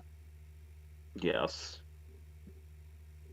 I mean, I'm just looking at the line ski up here, like all the various options that we have with kids' performances. Haley Joel Osment, The Sixth Sense. Definitely. Natalie Wood and Miracle on 34th Street. I don't know why I'm in like the 30s and 40s with mine, but Linda Blair, Macaulay Culkin. I was going to say Home Alone 1 and 2. Yep. I'm looking to see if there's any of them that I would go with, but no. I got a top 50 here, and it's like, yeah, I think we pretty much covered that one. Let's see. Take a shot. So Josie says, she accidentally wrote "Remember the Titane" instead of Titans. So, I mean, hey, we all make mistakes, Josie. Cassie says, "Can't believe you left out Moneyball. Good movie. We love that movie. We do." Josie says, another fictitious Oscar movie pitch, Midnight Mythos. Greek gods run a nightclub directed by Yorgos Lanthimos. Whoa. I'm still just psyched that we're getting a Lanthimos movie with Willem Dafoe in it. I can't get over that about this. Can we, Ashley will get this, can we just make this like Midnight Mythos more of like the nightclub, kind of like in Magic Mike, but instead of Matthew McConaughey, it's Effie?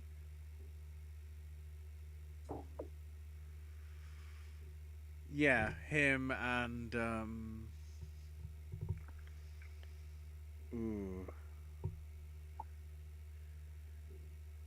just generally Effie, yeah. Yeah, Effie, Alley Catch, yeah. More Josie fictitious Oscar movies. The Girl Guides, the story of Juliette Gordon Lowe, who also known as Daisy, who formed the Girl Scouts. See, how there hasn't been a Scout movie? That's beyond me. That's confusing because at least over here we have Scouts and Girl Guides. They're like separate, I think. Like they're rivals or something. Sharks and the Jets. Midnight Or is that the Brownies? Or is that the Brownies? Yeah, we have brownies here too. Midnight Okay. Teacher, story of Lily Ann Granderson, an enslaved woman who opened up a secret school to teach children how to read. Yeah, that's got Oscar bait written all over it, Josie. So that's not the way I took that. You said Midnight Teacher. My very first thought was it's on a scandal. Oh God. Hey, I was very attracted to Kate Blanchett, and I was the same age as that kid when that movie came out. That Fair.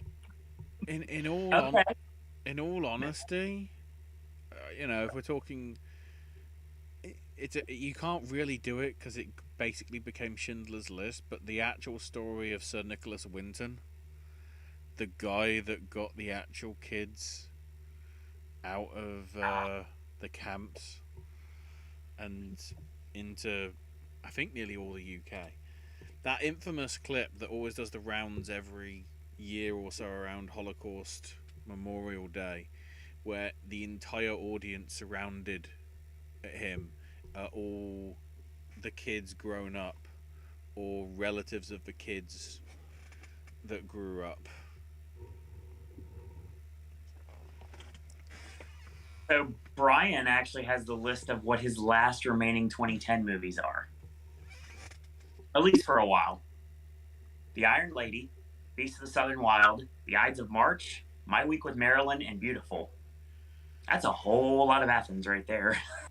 I'd say that's a whole lot of not great, but it should be. I really stand by my with a lot of people don't care for it and don't care for the performances, but both Williams and Branagh, I thought, Yeah, yeah, I like My Week with Marilyn a lot.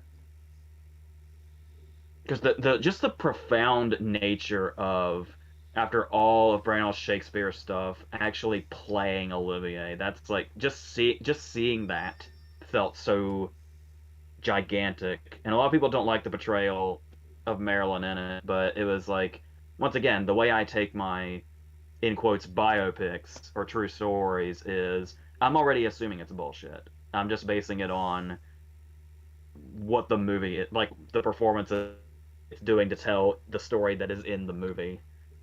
And I loved how like sort of she had that fragility of somebody that's like where you see Marilyn Monroe posters with all these quotes that don't even belong to her, and how she was made into this image that she seemingly didn't want to be, and you get that sense that that's who that Williams character is. Even if she doesn't feel like Marilyn herself, it feels like the character conveys those same kind of feelings, and I thought that's what she did so well. Well, and it's funny you mentioned that because if people want this like more of like a hardcore interpretation of Marilyn Monroe, they look at Ana de Armas' new movie, which is coming out, which got that NC-17 rating. Which who knows if that's going to stick or not? But I mean, it's there. And it sounds like they're just gonna run with it. It's going to be hard to find. I'm gonna have to watch it somewhere. I'm gonna have to like search it out at this point. So let's say Josie goes, "I love dirty work." Josie, you have amazing taste. Dirty Work is 100% coming to the Podcast Movie Club at some point because we've never had an opportunity to really talk about it on this network very much. Yeah, Jokes here and there, me and my brother did that whole video. We did it with Screwed. We did a Norm Macdonald video. We did a Norm Macdonald video before his passing. but I wasn't a part of that, and I get to be now. Yeah. And I love Dirty Work so much. Brian, great. Brian, your timing this week has been impeccable for a lot of reasons that I'm not going into. AJ, what's your favorite SpongeBob episode? I think it's Just One Bite. The one where Squidward tries a Krabby Patty for the first time. Like every single second of that episode is a classic. And I love the simplicity of Bubble Stand. It's the simple ones that I really love. Sure. I have no idea what the hell they're doing now, but but I think my answer's always been Just One Bite. Dying for Pie would be up there too. There's so many great ones. This would be like the The blunt question all over again. the fact that So, the fact that the one of the new episodes that apparently just came out this week is acknowledging the guy that's doing currently the every SpongeBob frame in order. like they had him show up. They had his avatar character, which is one of the random characters in it, just show up in like an episode this week. It's getting a bit too meta now. Yeah. Yeah, Wasn't Brian, there that thing where there was like a scary Squidward meme or something, and they put it in an episode, and then they had to cut it out because it was too terrifying or something. good. yeah, the thing about Squidward that got like caught fire here is the fact that for some reason these dumb marks trying to get TikTok cred were trying to get SpongeBob and Squidward to dab during the actual parade itself. So that went about as well as you'd expect it to. Oh, and shout out to the episode Procrastination because it's so relatable. For all of us, 100%. Brian says, does the dream and sponge out of water count? Oh, where he goes inside SpongeBob's head. Mm. Was that a dream? Yeah, because SpongeBob wakes up and says, "I had a dream." So yeah, that is a dream. All right. Josie asked, favorite cooking movie? It's gotta be the first thing that comes to mind is one of Ang Lee's. I mean, I'm going to go with Ratatouille.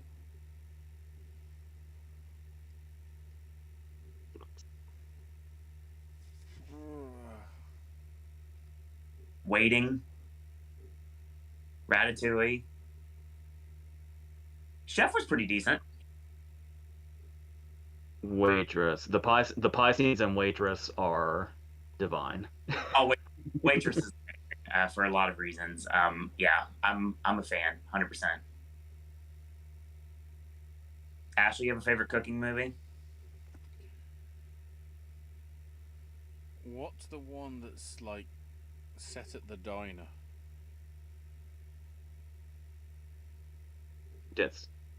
We're gonna need more specificity. It's not. It's Elaborate. like. Isn't there just one that? It's not. It's something like Altman or whatever that is just set at a diner all the time. Alice's Restaurant? Oh no, I'm trying to. Is it the Jimmy Dean one? Come Back to the Five and Dime? Yeah, Yeah. that's the one I'm thinking of. I mean, if we're talking about proper diners for stuff, Tremors. A movie I have to rewatch is Babette's Feast. I remember watching that on an old VHS forever ago, but I don't really remember much. But I remember it's widely considered like the go-to food movie. So I'll have to look into that. I could probably find that VHS if I had a couple of years and cave diving equipment. That's fair. So, thoughts on Mouse Hunt? Brilliant. That could have made an amazing silent movie. And Nathan Lane and Lee Evans are gifts to the comedy world. Why we had to lose Lee Evans to retirement? It's such a shame. That is so just the imagery in it.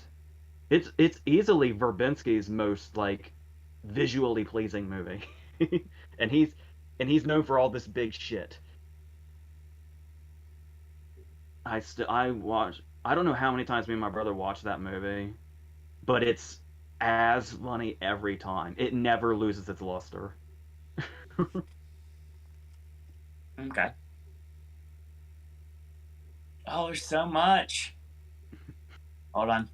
It's not bad. I'm just trying to keep up with everything to make sure everybody gets their shine.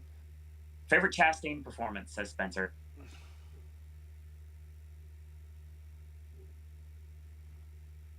I don't think this is recency bias. I would say Tammy Faye. Can't say that because I never saw it. I've written a couple of scripts with her in mind as a couple of characters. I could be biased and say those, but they don't exist. Hopefully yet. That is if they don't get plucked by somebody else with more name value. But once again, we won't get into that. These are different scripts. It's not that one, so there's still time.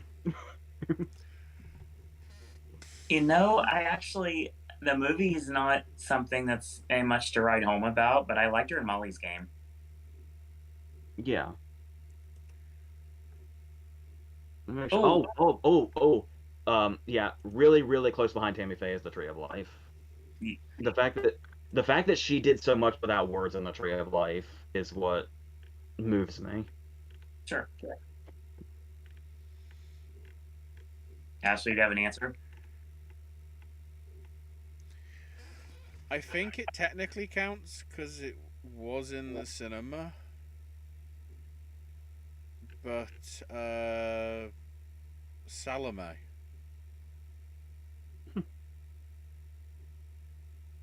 The one that... I think that's the one that Al Pacino directed. They had a documentary, but then they also showed the actual Salome. So technically it did have a cinema release. If you don't want to count that,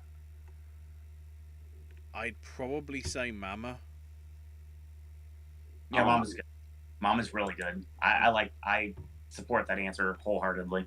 And I think she's also underrated in Crimson Peak. Yeah.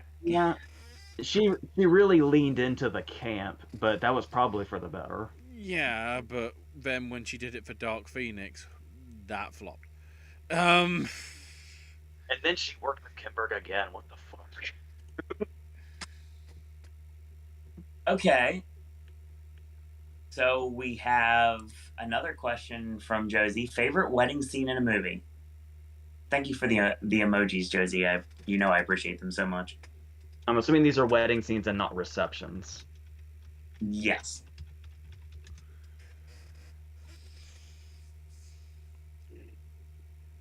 Most wedding scenes are kind of the same, aren't they? I got two that come to mind immediately. One of which I think AJ will understand. The other of which AJ will understand because it's me. The first thing that comes to mind is Muppets Take Manhattan. That scene at the end, it's always gets me to tear up when you get all of the various Muppets characters and the Sesame Street characters all together for Kermit and Miss Piggy's wedding. And I've always loved that movie anyway.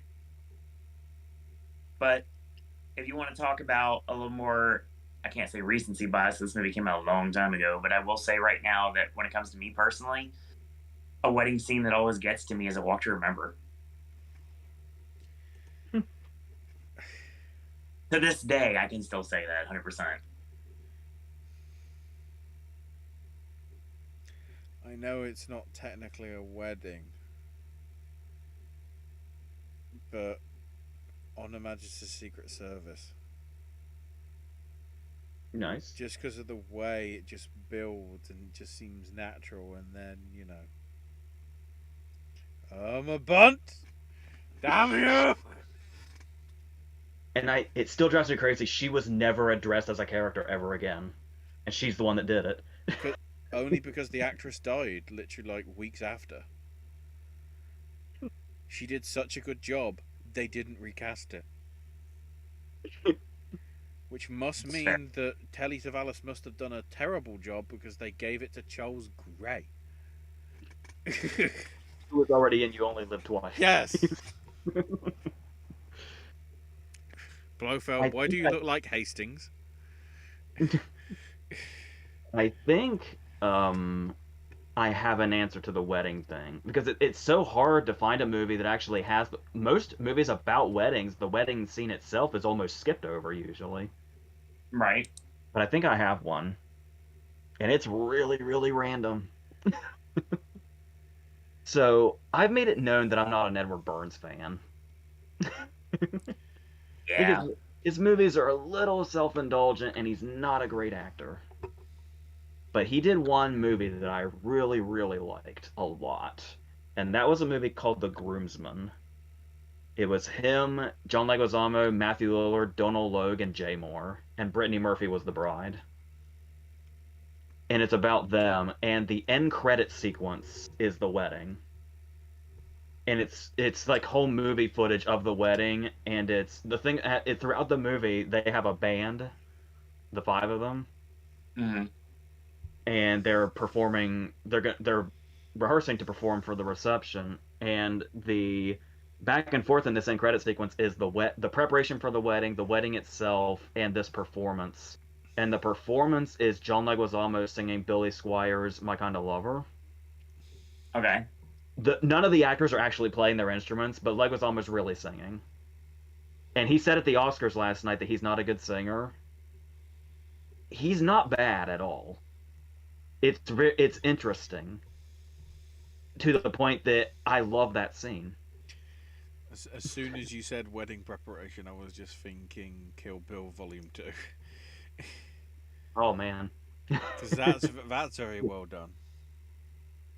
Like Ursel, but I want to say it counts. Yeah.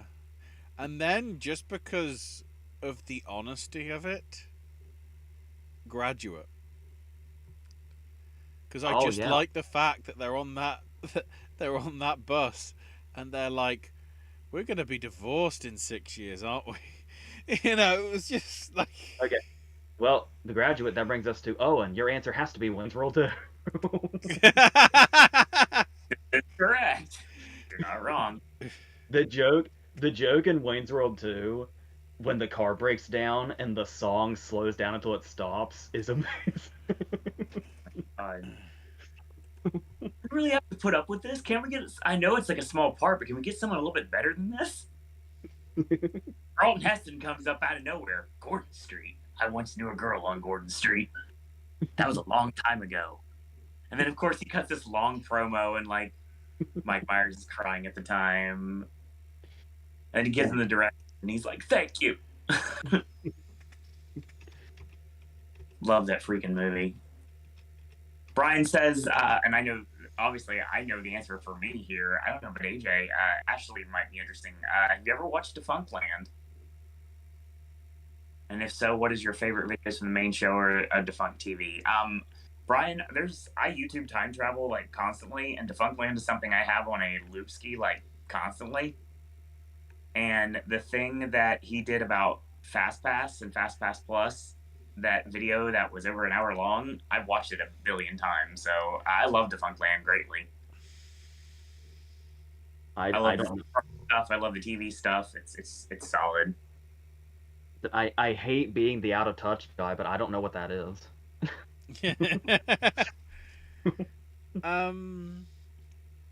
It's sort of like, I guess, like,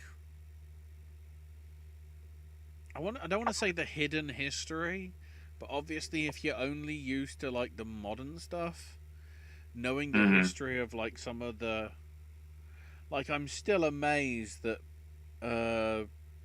what became, is it what became what's the street emblem in Back to the Future? Hill Valley? Yeah. Sorry, I had a brain fart. Wasn't it like the Hill Valley area that was actually originally where the King Kong stuff was? That they set alight or something? I'm trying. Yeah, the Valley area, the back lot burned down. Yeah, that's a straight shoot. No, but they burned it. They burned down the set for a movie. It burned down. Yes, that's the reason why it was not a part of the backlot tour anymore, and it still isn't to this day. Eminem's still there. Like, I'm trying to think. I'm talking about they actually burned down the actual set of King Kong, like the 1933 film, for something, and that is now part of Universal. I mean, it makes sense because that backlot tour is pretty epic. Something like that, it's. I've done twice now, actually, in the last couple months. Let's see. Turner and Hooch was a film that Pixar used the animated test of Woody to convince Tom Hanks to play the voice, says Brian. Favorite fictitious movie presidents, says Josie. I don't know why, but the first one that always comes to mind is Jeff Bridges in The Contender. It's a good one. And it's because I always wanted to try his shark sandwich. I like Zeus in Fifth Element. Nice. Honestly, I really love My Fellow Americans. Okay. Lemon and Mathau. I liked it as a kid, but for some reason I feel like I grew out of it or something. I don't know. Maybe I just need to see it again. Nicholson and Mars Attacks. Nicholson and Mars Attacks was it's a fun performance. He was kind of a terrible president.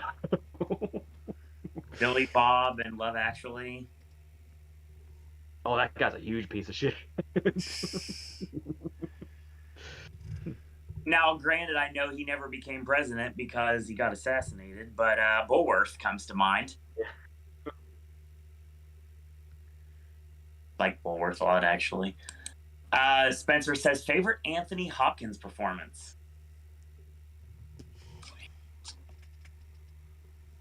Again, much like the Chastain thing, I don't want this to sound like recency bias.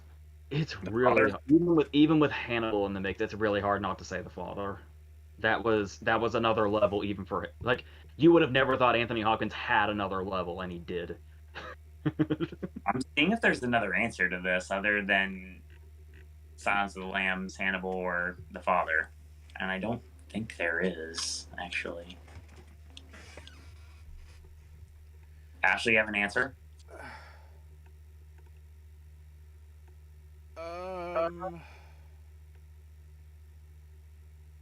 I did have a fond spot for World's Fastest Indian,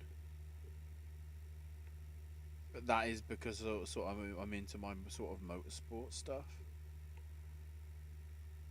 But I also think to me, Shadowlands. Yeah. C.S. Lewis, again, it's the English skew and whatever, but he does a really good job. I think he somewhat gets overshadowed because people pay more attention to Brad Pitt and Meet Joe Black than him. Now, this isn't my answer, but I have to give a shout to it because I like this performance, and that's Hitchcock. Yeah, it's one of those things where it's not necessarily he's an ideal Hitchcock, but the performance itself is great. Mm-hmm. Brian says, Brian, I'm gonna ask this question, but you okay? AJ, if you met Emily Blunt in person, or if you would interview her, or she would send your birthday message, random, or she says she watches your show, how would you react? I would cry. I would throw up. But these aren't necessarily in this order.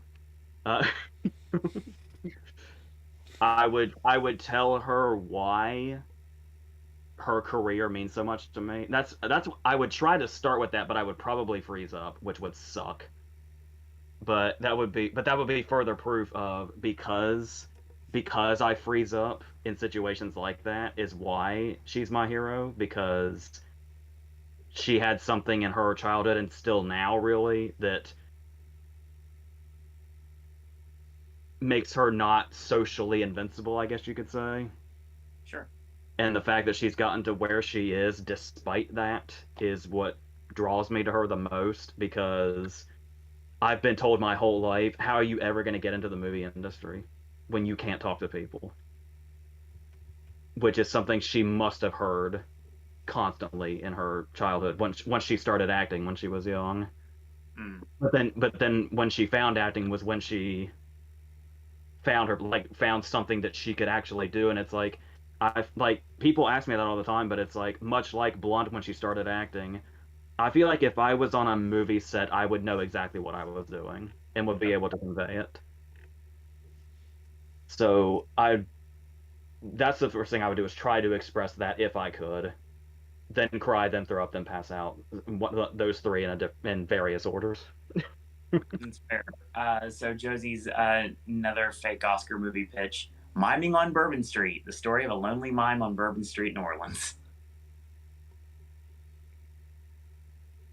Is there a mime movie that exists? Can we get Edward Norton to play this mime, please? Because I want to see this happen.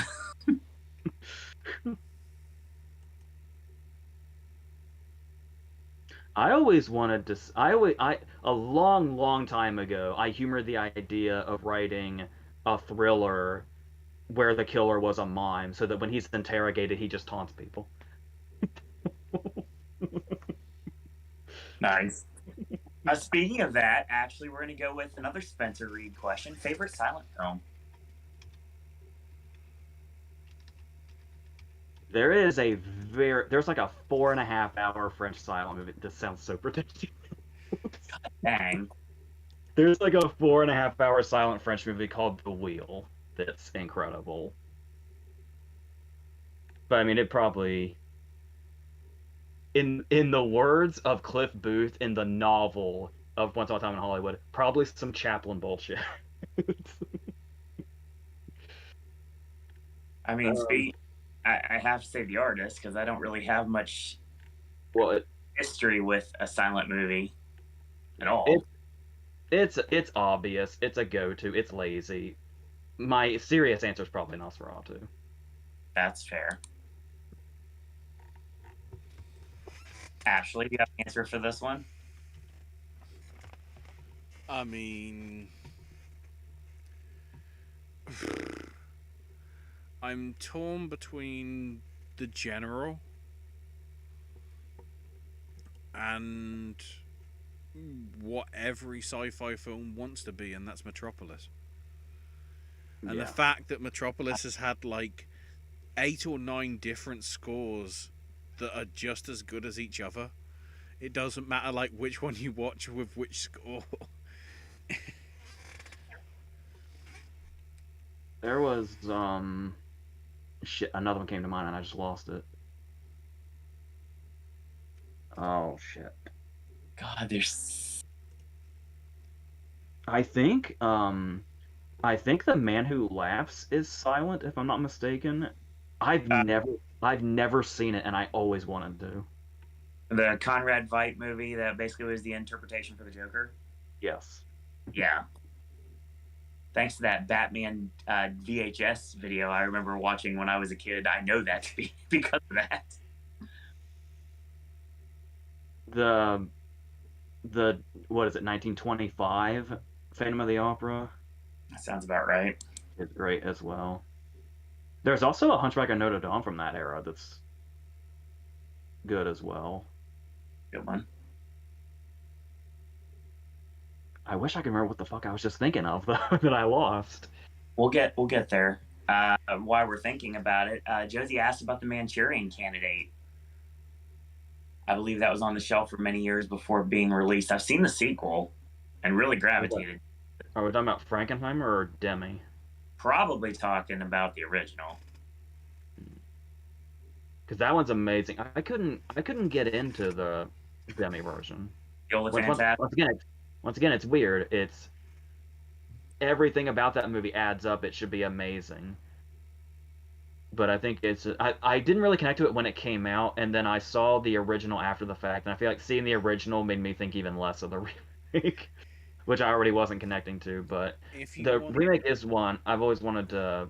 I haven't rewatched the remake in a long time. I feel like if I did, I might appreciate it more. But the original is just so perfect as it is.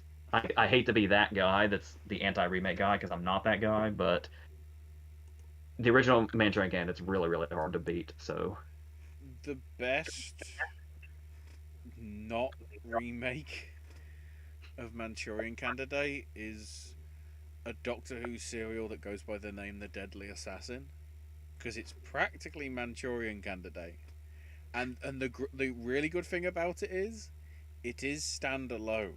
It's not like it ties into sort of any other things. There's characters in it, and it revolves around.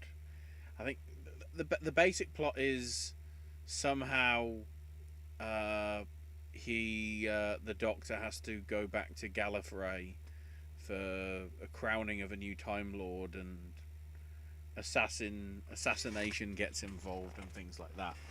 That I think is the best Manchurian Candidate that isn't the original. Nice. I would hunt that out. You know, I think it's available just as an individual serial to at least buy on Amazon. So that's like when I've been saying for the longest time that my favorite Bond movie that wasn't a Bond movie was The International. And I'll stick with that to this day. I mean, I understand it. I don't agree with it, but yeah, I understand it. Yeah. Let's see. Josie said, how about the reverse? Bad performances in good movies.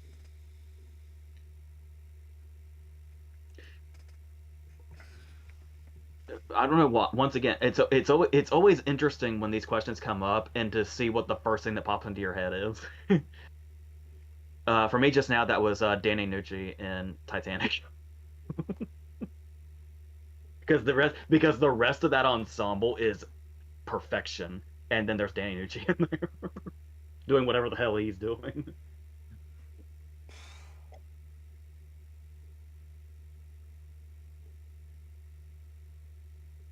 I don't.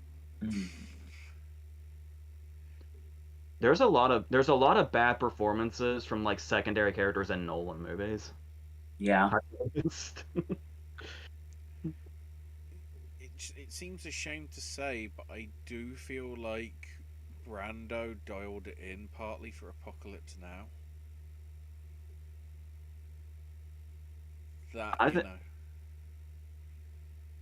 The interesting thing about Brando and Apocalypse Now is it's like we know for a fact he was basically phoning it in.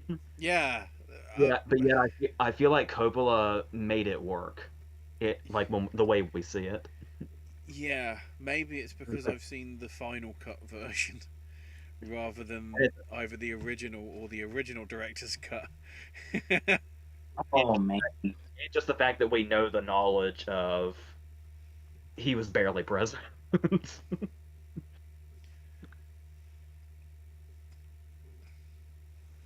It's difficult, honestly, because it's like there's so many like good ones and nothing really like pops to my mind immediately. I like a lot of movies, but there's a lot of performances that there's not really popping to mind. I feel ill-equipped to answer a lot of these questions, which sucks. Movies that you hated but grew to love, says Spencer. LA Confidential. I did not like LA Confidential for a very long time. And it was actually just, what was that, a couple years ago? It was like my 7th time seeing it because I knew if I kept watching it would click eventually. And then like this most recent time it finally did. And then I watched it again right afterwards and it's like, okay, LA Confidential was here to stay. Thank God. Really, I thought it was way too incoherent, and I thought it was kind of cheesy. But now it all makes sense to me, so we're good. Me and LA Confidential are good now. Ash, do you have an answer?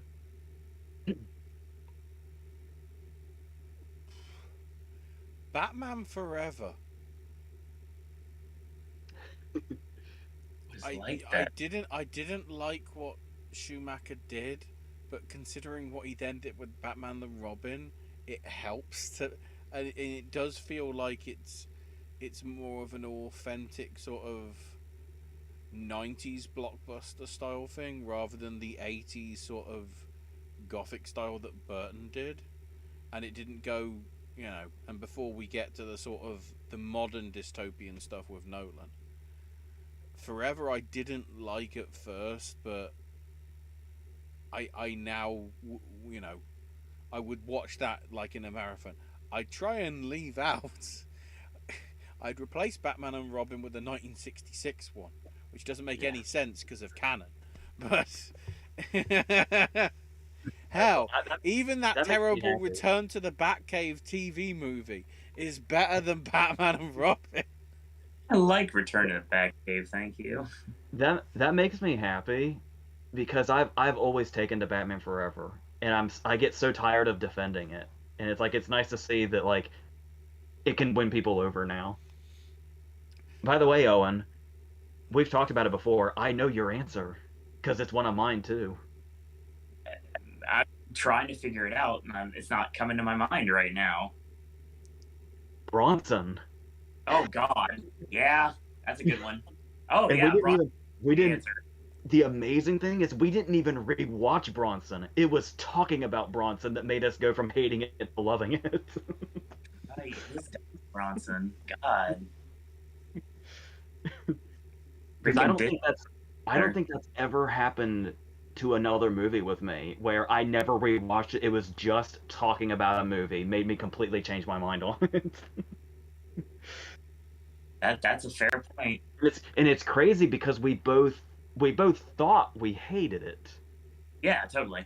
and then we talked about it like every day.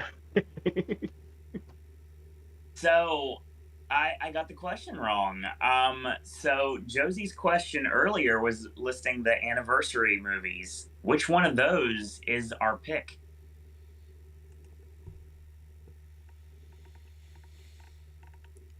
What was that 82 and 92?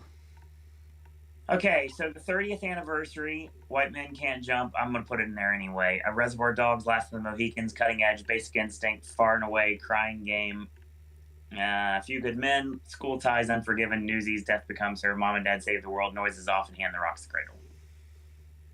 That's celebrating the 30th anniversary.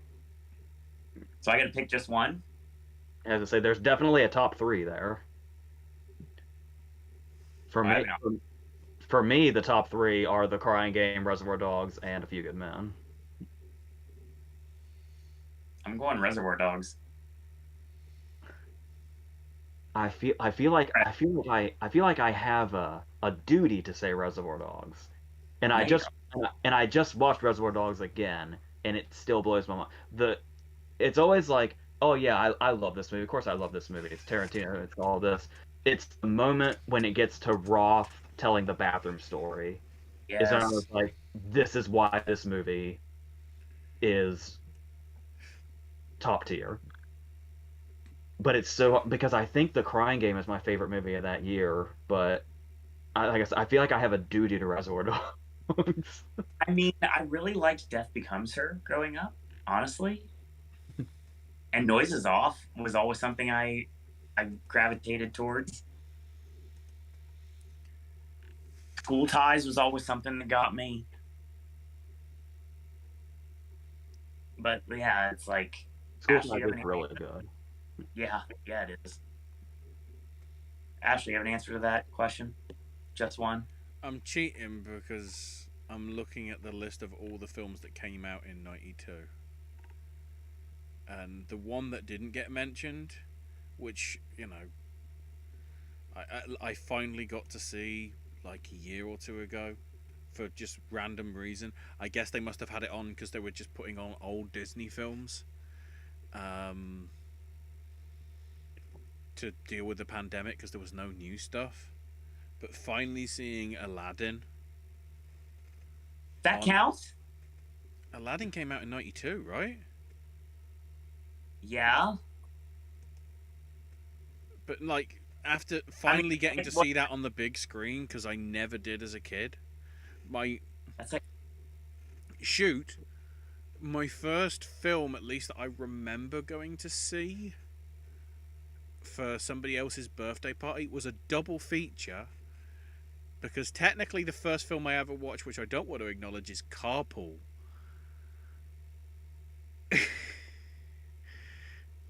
I think I even mentioned this once before. Carpool's kind of a guilty pleasure. Like that's why I remember it. That's why I remember it. But they had that as a double feature with Muppet Treasure Island. Tom Arnold driving through the mall and the I Want to Be Sedated playing. I mean, I love Carpool. Yeah, because here's the thing: is The Stupids is one of the worst pieces of shit ever made. But if you take it out of the equation, 90s Tom Arnold comedies kind of, I took to them. Damn. That technically counts as Austin Powers as well, right? Oh, his Austin Powers scene's amazing. I think when me and my brother did the Austin Powers video, I feel like we talked about that scene for at least 15 minutes, and that scene's not even that long. That scene's like 2 minutes. Yeah, I mean, for me, Aladdin is like the end-all be-all when it comes to Disney movies. So, I mean, always has been. The irony of the fact that it's got a giant snake in the end of it. The thing is, I mean, it's Aladdin or Reservoir Dogs. There's no like other answer there. From the list that was given, I would put Reservoir Dogs as number 1. 40th anniversary, we've got Blade Runner, Tootsie, Victor Victoria, Conan, Beastmaster, Vice Squad, E.T., Fast Times, Gandhi, King of Comedy. It's either going to be E.T. or Fast Times. For me, I love Fast Times, but that's E.T. That's the easiest one by far. I think that might be the end of it here. Yes, good. Okay, because it should be thrown out there if anybody's new here. Not a Blade Runner fan. Nope. Which Same here. I know that's worthy of crucifixion, but I mean, I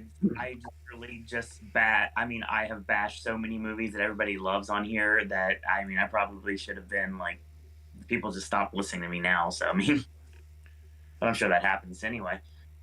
Josie says, I really like Thomas and Mackenzie in Last Night in Soho. I nominated her as well as the costumes and production design. Do like the film, but I admit it's not perfect. The twist reveal felt a little bit rushed.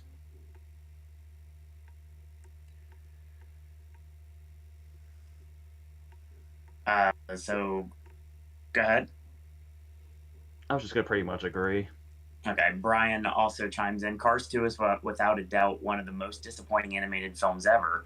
Especially how Pixar went from what was the conclusion to a trilogy at the time, the first animated film to pass a billion, and the third animated film to get a Best Picture, to what is their worst film to date. Well, first off, I wouldn't call Cars 2 disappointing because you'd have to have positive expectations anyway for it to be disappointing. 100% correct. Yeah, the Cars trilogy just... Whether it's because... It's weird because I do like watching like the American NASCAR and whatever, but it just like it didn't really connect. It just, you know, that entire trilogy I just think is just unnecessary. This is random. It was Paul Giamatti in Turbo. Okay. Summed up racing perfectly, where he said, oh, we're turning left. Oh, what are we doing now? What's going to happen next? Oh, we're turning left again. Oh, my God, what's going to happen now? Oh, we're turning left. I'll go back to George Carlin every single time. I want to. This is his words, not mine. Don't want to watch a bunch of redneck jackoffs drive 500 miles around in a circle. Children can do those things.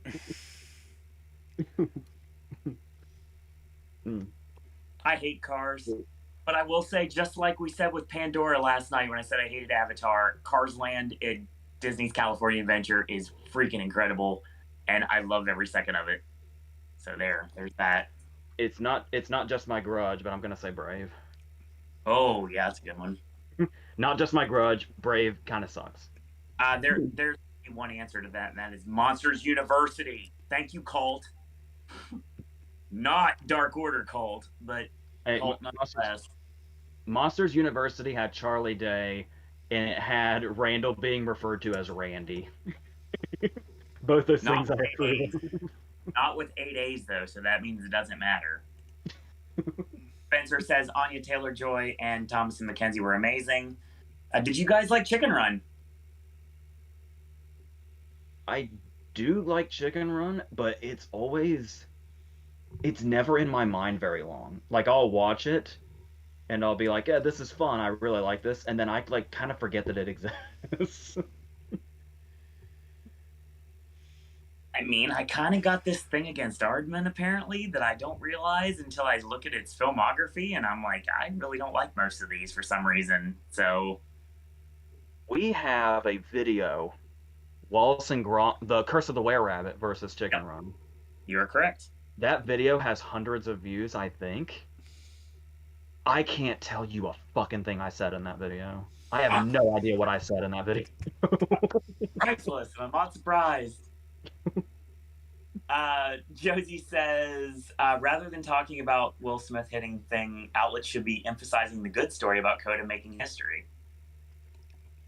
Yeah. I saw people were saying that DeBose is getting overshadowed too when she shouldn't be. Yeah, I mean, her speech last night was pretty awesome, to say the least. And I wasn't a fan of her winning because she's definitely not my win, but I'm very happy that she did win because she was able to make that kind of a statement last night. The fact that Smith is still making... Oh, there we go. Breaking news. Oh, God. Will Smith has actually apologized now to Chris Rock, saying that his behavior was unacceptable and inexcusable. That's a good start. I'd like to. I know people are gonna say it's bullshit. It happened too late, etc. But it's as long as we're moving in that direction, that's where we need to be. I would like to publicly apologize to you, Chris. I was out of line and I was wrong. Violence in all of its forms is poisonous and destructive. My behavior at last night's Academy Awards was unacceptable and inexcusable.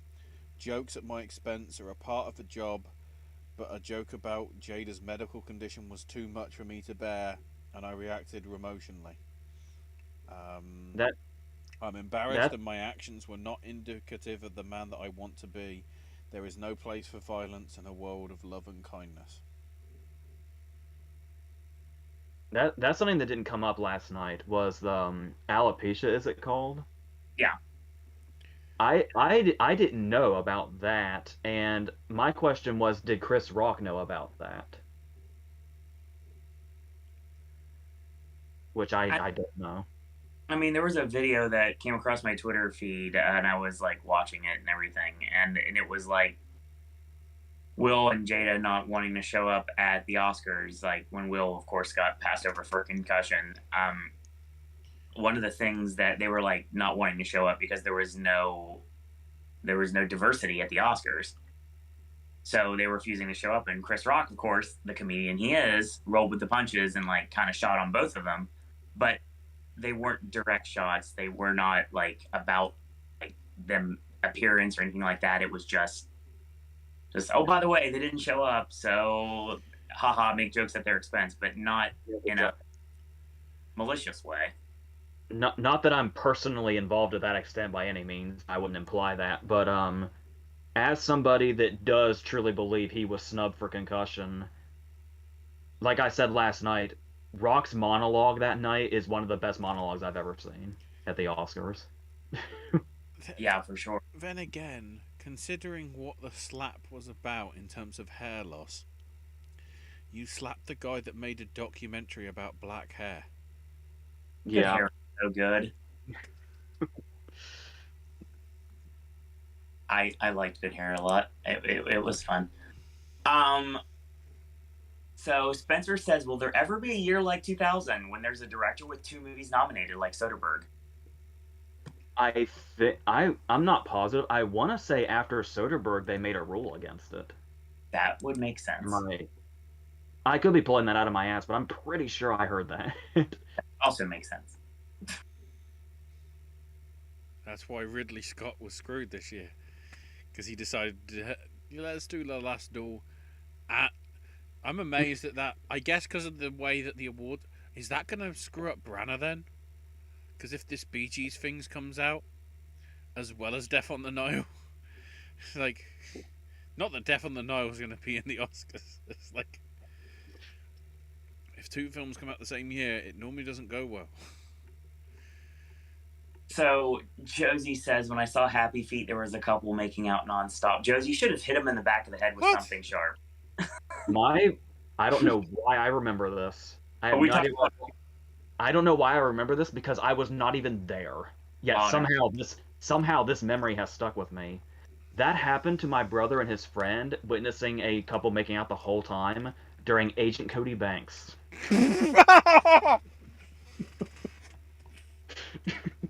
I think my favorite God damn it! I need a drink. I'm gonna choke on this minced beef. my favorite one has to be the I thought you might go with the one that we experienced.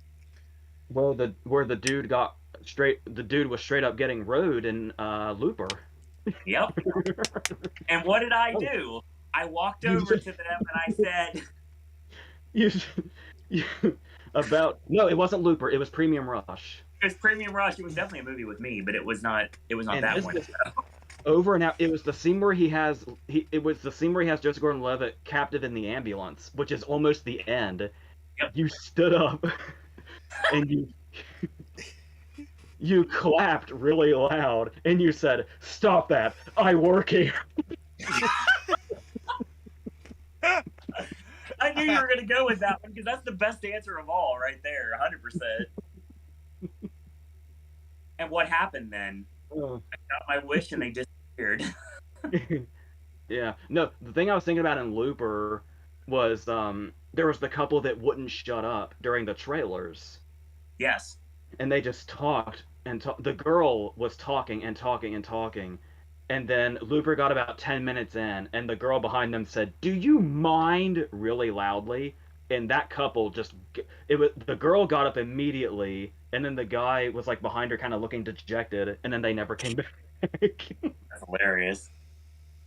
Spencer asked you, AJ, who's your second favorite actress after Emily Blunt? I know this. It's Goodman.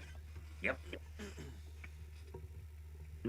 If we're talking, if we were talking living or dead, I would have to think more about that. Sure.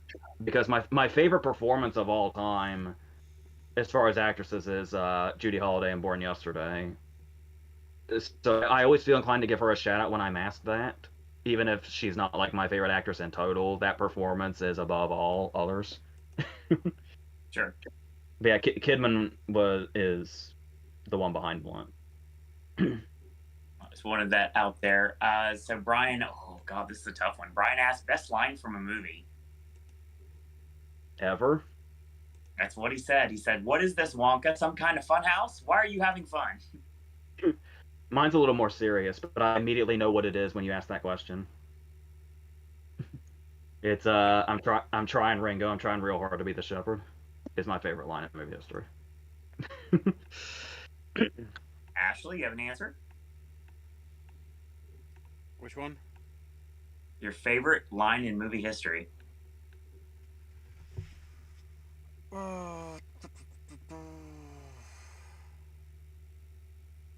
Yeah, I'm gonna go with it. I might as well. Go ahead. I'm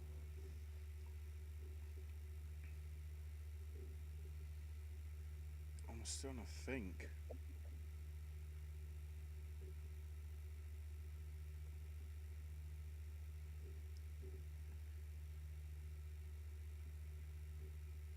In all honesty, just because of the significance of it, Ian McKellen's "You Shall Not Pass."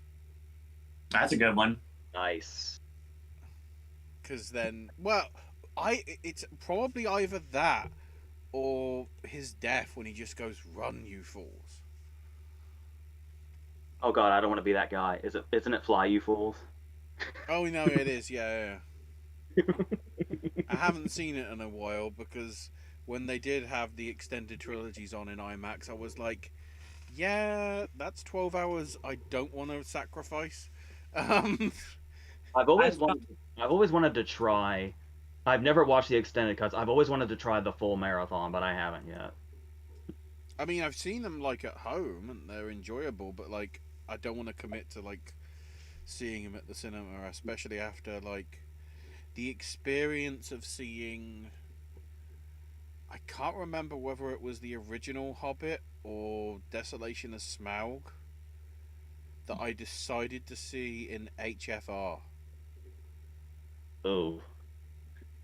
So, like, my mind is still trying to come to terms with this is 48 frames a second. This doesn't look great. I have so many answers to this question. I'll go with them. Like a lot of the answers. The jokey answer is some days you can't get rid of a bomb. Um, Affleck's speech from Chasing Amy. Which one? The one in the car? Yep. The one that I used on that Zeng injury back in the day. Honestly, thank you for curing me of my ridiculous obsession with love. That's always gonna get me. I would think if you chose a line from Moulin Rouge, it would be the greatest thing you ever learned is just to love and be loved. Just loved and be in return. Yeah. Shout out once again to John Leguizamo. God, he's got a huge talent. Anyway, the greatest thing we ever learned is just to love and be loved in return. That's definitely up there without question. 37 is obviously a good one. In a row, of course. Yeah, that's up there. Like, that's not even a jokey answer. That's a legit answer. That is a legit answer. Everybody loves Rick Santoro is a fun line for me from Snake Eyes. While we're on Clerks, my favorite Clerks line was always, "This job would be great if it wasn't for the fucking customers." Yes, 100%, and that's shoot too. It is your line after all. Anyway, literally. Yeah, there's a lot of really great ones, but yeah, those are the ones that come to mind like right away. I'm sure there's more, but of course, about head and shoulders above the rest, Del Preston's speech from Wayne's World 2 is always going to be my go-to, 100%.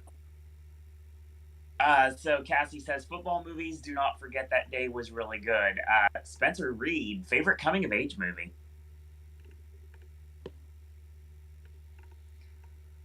I don't want to be basic and immediately jump on Stand By Me, but you know a movie I just really, really love. I really love Now and Then. Yeah. Oh, speaking of, that's the verses we did. Yeah, Stand By Me is incredible, but My Girl is mine. My Girl's a great one. It's always like that one's kind of always been mine. I like Submarine. Submarine's good. I mean, I kind of wish I would have seen 8th grade because it feels like I would have gravitated towards it. I keep forgetting that you didn't. No.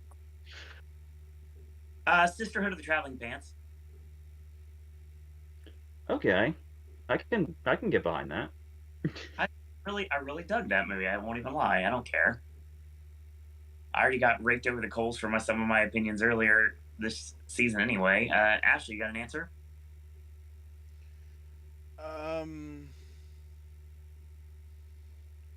I do like the fact that basically somehow I got the luck of seeing in a triple bill just because the indie cinema was lucky that day. I think the order was Booksmart, followed by 8th grade, followed by mid-90s. Oh shit. That's like I don't need to say anything else because like that was like so many coming of ages in one day.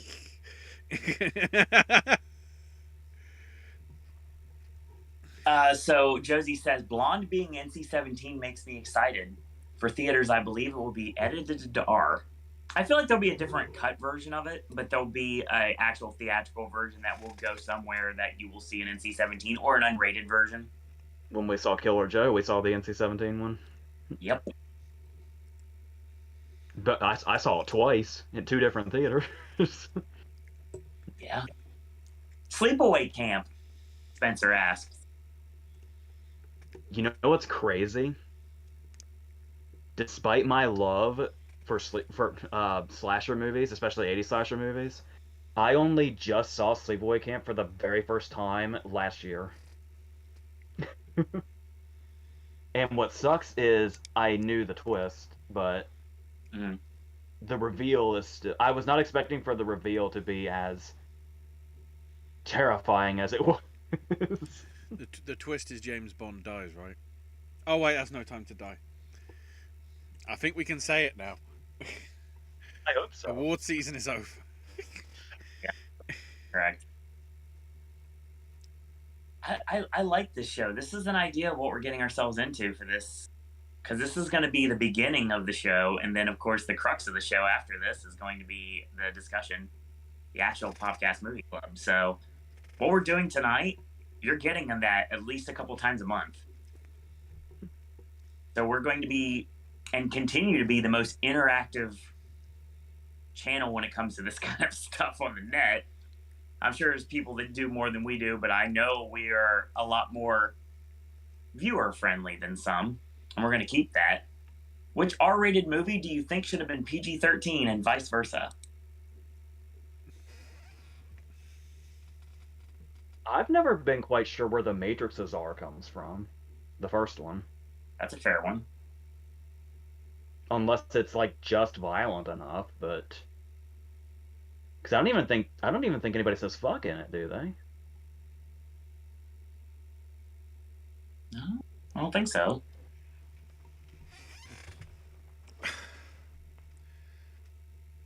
I know it isn't the same because the ratings is changed, but the only one I can think of, at least like the 18 to the 18 to a 15, because they literally did it, which makes sense, is The Good, the Bad, and the Ugly.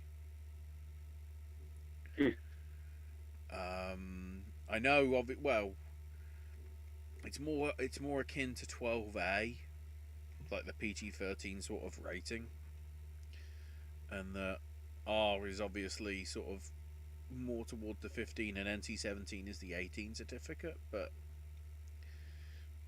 so that's the closest that I can do in terms of that. In terms of what should have been more gruesome, mainly I can't say The Raid. Well, I could say The Raid. They should have made it even more violent. To be fair, because of the influence of The Raid, any of the John Wick films I'd like to see go the other way and be much more gory. Because I think you could, when we have things like, Hard Boiled and whatever, and obviously John Wick seems to be in a sort of homage to sort of the, what do they call it, that genre of cinema from Asia?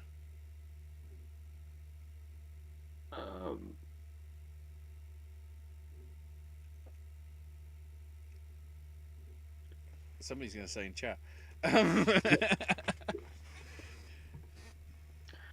I have, as far as two PG-13 movies that I think could be R in their existing forms. The Coen Brothers' True Grit is really hardcore. When Donald Gleason loses his fingers and then Paul Ray gets shot directly in the face on screen, that's intense for PG-13. And you remember the thing about The Conjuring, where the MPA actually said that despite the fact that there's no blood, no nudity, and no profanity, the reason The Conjuring is rated R is just because of how intense and scary it is. Based on that, I think The Sixth Sense could have done the same. The Sixth Sense feels really hardcore. I mean, Jaws comes to mind.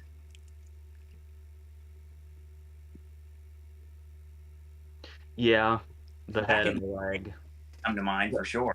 The head, the leg, and Quint's death are all very, very graphic. Right. I mean, the head looks a little fake. It's more the jump scare factor that makes it more jarring than it is. But the leg and Quint's death are revolting in a good way. Brian says, Mr. Krabs was the father of Cassandra in Promising Young Woman. Yeah. Clancy Brown. Yep. Clancy Brown's amazing. He's Hadley. He's Hadley in Shawshank. He's the villain in Highlander. There's so many. I just blanked on them. I usually have like 10 in a row. Josie says, I watched the procrastination episode of SpongeBob yesterday. I watched that in the Jellyfish Hunter episode, the one with the blue jelly. Yeah. That's. I also loved I think the episode's just called Jellyfishing, the one where they take Squidward jellyfishing and he keeps getting fucked up. The one with firmly grasp it. That was always a classic. Josie says, rest in peace, Adrienne Shelley, the director of Waitress, died about 15 years ago, acting a lot of Hal Hartley's films from the 90s. In the most fucking tragic way possible. That story makes me feel sick. Yeah. especially with how much promise she had. Not just promise, but what she'd already done was amazing. Does AJ have a process for organizing all of his movies? Asked Spencer. Not lately. This all looks they're all alphabetized. Of course. Which means they're an absolute pain in the ass to deal with when you get more. So what you don't see is there's like 3 boxes over there and a few stacks over there of stuff that's just completely out of whack. But what you see here is all alphabetized. What do you do in terms of the A films and the films? I do. Like, the is always the next letter, and I'm not one of those people that does numbers first. If it's like. What's the name that starts with a fucking number? 2 Days in the Valley. Instead of, like, putting it under the number 2, it's under T. So. Alright. Fair. What's really nice though is I've kind of started to do the thing where I'm slowly because the Blu-ray collection's doing really well, and there's that case of when I get a Blu-ray for a movie I already have on DVD, do I just get rid of that DVD and get more shelf space? It just depends. I keep all my Blunt movies, and I keep all my Tarantino movies, and I keep all the Best Picture nominees or winners. Any other DVD can usually just Did go. you keep the original Matrix? I didn't. Well, Is that bad? On all I the mean, it's in that probably just means it's in a box in here somewhere, so it's not gone, but Yeah. it's off the shelf. in all the other re-releases that they did after that original DVD release, they changed the hue of the film to be more green to reflect the other 2 films. Oh. So unless you have I think the only one that sort of brought it back is the 4K one, from what I remember from seeing from Oliver Harper's retrospective review that he did on it. The 4K one actually restored it back to sort of how it was originally seen back in '99. And yeah, the original release on that stupid cardboard case. Another thing that differs is Empire Records, because my DVD of Empire Records is the director's cut and the Blu-ray is the theatrical one. I prefer the director's cut. Mm-hmm. So I went ahead and kept that, but it's like if for some reason I have an urge to watch a lesser version of Empire Records that has better visual quality, then I have the Blu-ray. But more often, if I'm watching Empire Records, I will usually watch the director's cut. Sure. That's the And same. yeah, I'm literally pointing upwards because it is all the way up there, right next. That's the same with It me is. and It is basically Anchorman. right again. That's the same with me and Anchorman 2. Because the Anchorman 2 Blu-ray was the only way you got that second alternate version that I saw in the cinema at like 11 o'clock at night that nobody else was in. Also, it had the Irish certification, so I'm trying to work out why I saw an Irish film in the UK. I remember there's one thing in particular. It's just one line. You would think it wouldn't be this, but it's just one line that makes me prefer Empire Records' director's cut. But it's also because I love Anthony LaPaglia's performance in Empire Records so much, and I'd forgotten how much of his performance is cut out of the theatrical cut. But the thing that really jarred me was I saw the director's cut first, and I saw the director's cut over and over again for a while there. And when Rex Manning leaves in the director's cut, he says, "Why don't you all just fade away?" And I was like, that's such an awesome exit. Yeah. In the theatrical version, he just says, "You know what? I think you're right," and he leaves. And when the first time I saw that, I was like, "What the fuck?" It was like, "What do you? What kind of exit is that?" That's one of the big like I said, even if it's just one line, but it's also getting more the Paulia Debbie Mazar scenes. There's a lot more of in the director's cut, and that's the stuff that I wish was in the theatrical cut, and that's why I held on to that. Let's see. Favorite Josie asked favorite funeral scene in a movie. She just mentioned the Van Morrison thing, so all I can think about is the Royal Tenenbaums, but I know there's more. Oh god. Oh god. I just mentioned fucking My Girl, which I mean it's always, you know what, is there a difference between best funeral scene and saddest funeral scene? Most definitely.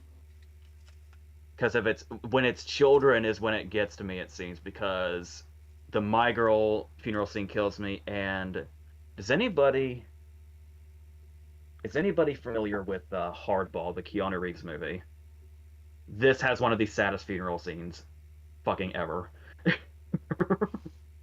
So that comes to mind as well. Watchmen. Yeah. You know what comes to mind for its place in the story is Michael's Mom and Godfather 2. Not because of the scene itself, but because of what it means for Fredo. Like as soon as it dissolves and you see it's his mom's funeral, and you know Fredo's done, it's like that's a powerful way to do that. So that stands out also, even if it's not necessarily the funeral scene for the funeral itself necessarily. I mean, it's more comedic answer, but Old School comes to mind.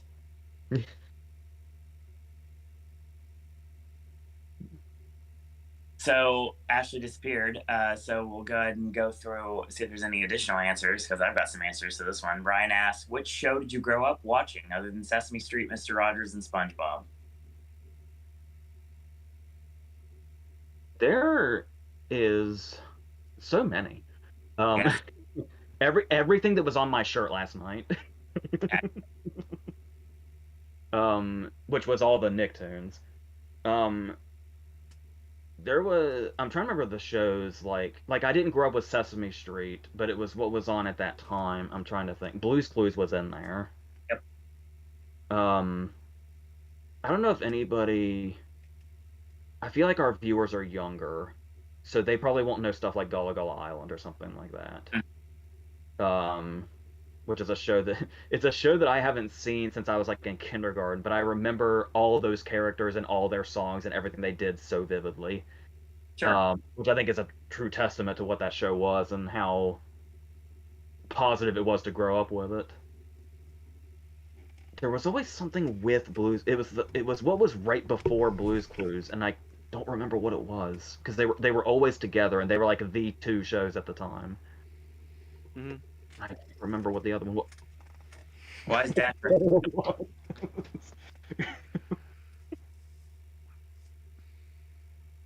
Oh my god, that's gonna bug me now. We'll let Ashley go to it, or should I call him Dasher? Ashley, what shows did you grow up on, like Sesame Street or Mr. Rogers or SpongeBob, something like that? Oh shit, that's in the mint. Honestly, thanks to Channel 4, they did actually have Sesame Street.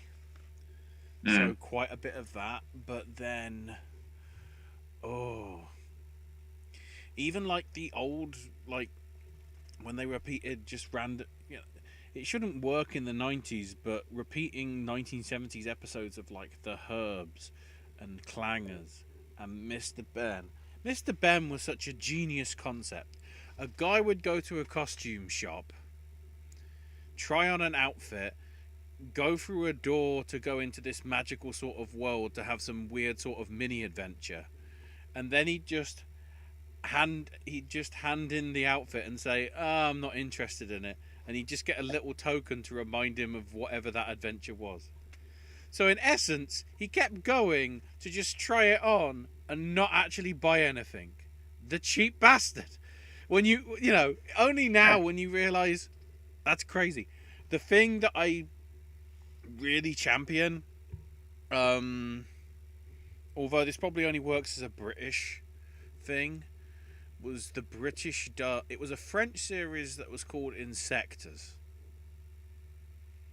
And every episode bar the Christmas special got dubbed from French into English, and that was just, they never actually released it's only on video. That's one of the only things that it's like, I will okay, I've got rips of it off the internet and whatever, but I will never get rid of the videos because that was the only official release that it ever had over here.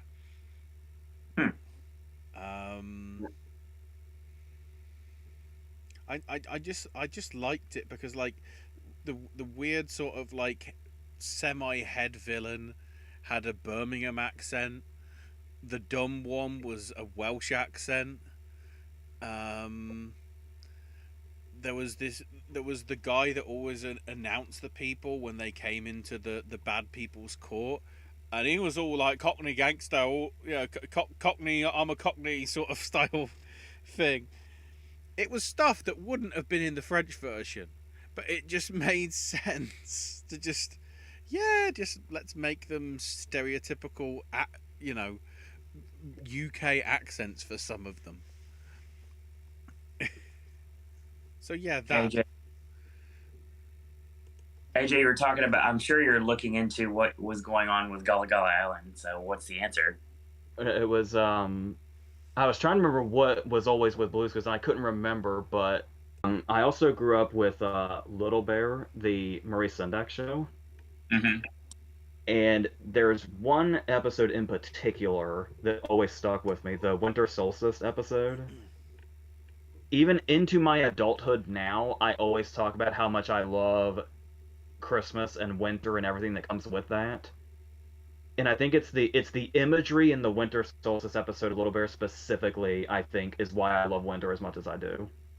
Okay. It immediately takes me back to that. I think subconsciously too, because I would always see that imagery in my head, but never like associated with the show after a while as I grew up. And then at some point it occurred to me again where that image was coming from, where that memory was coming from.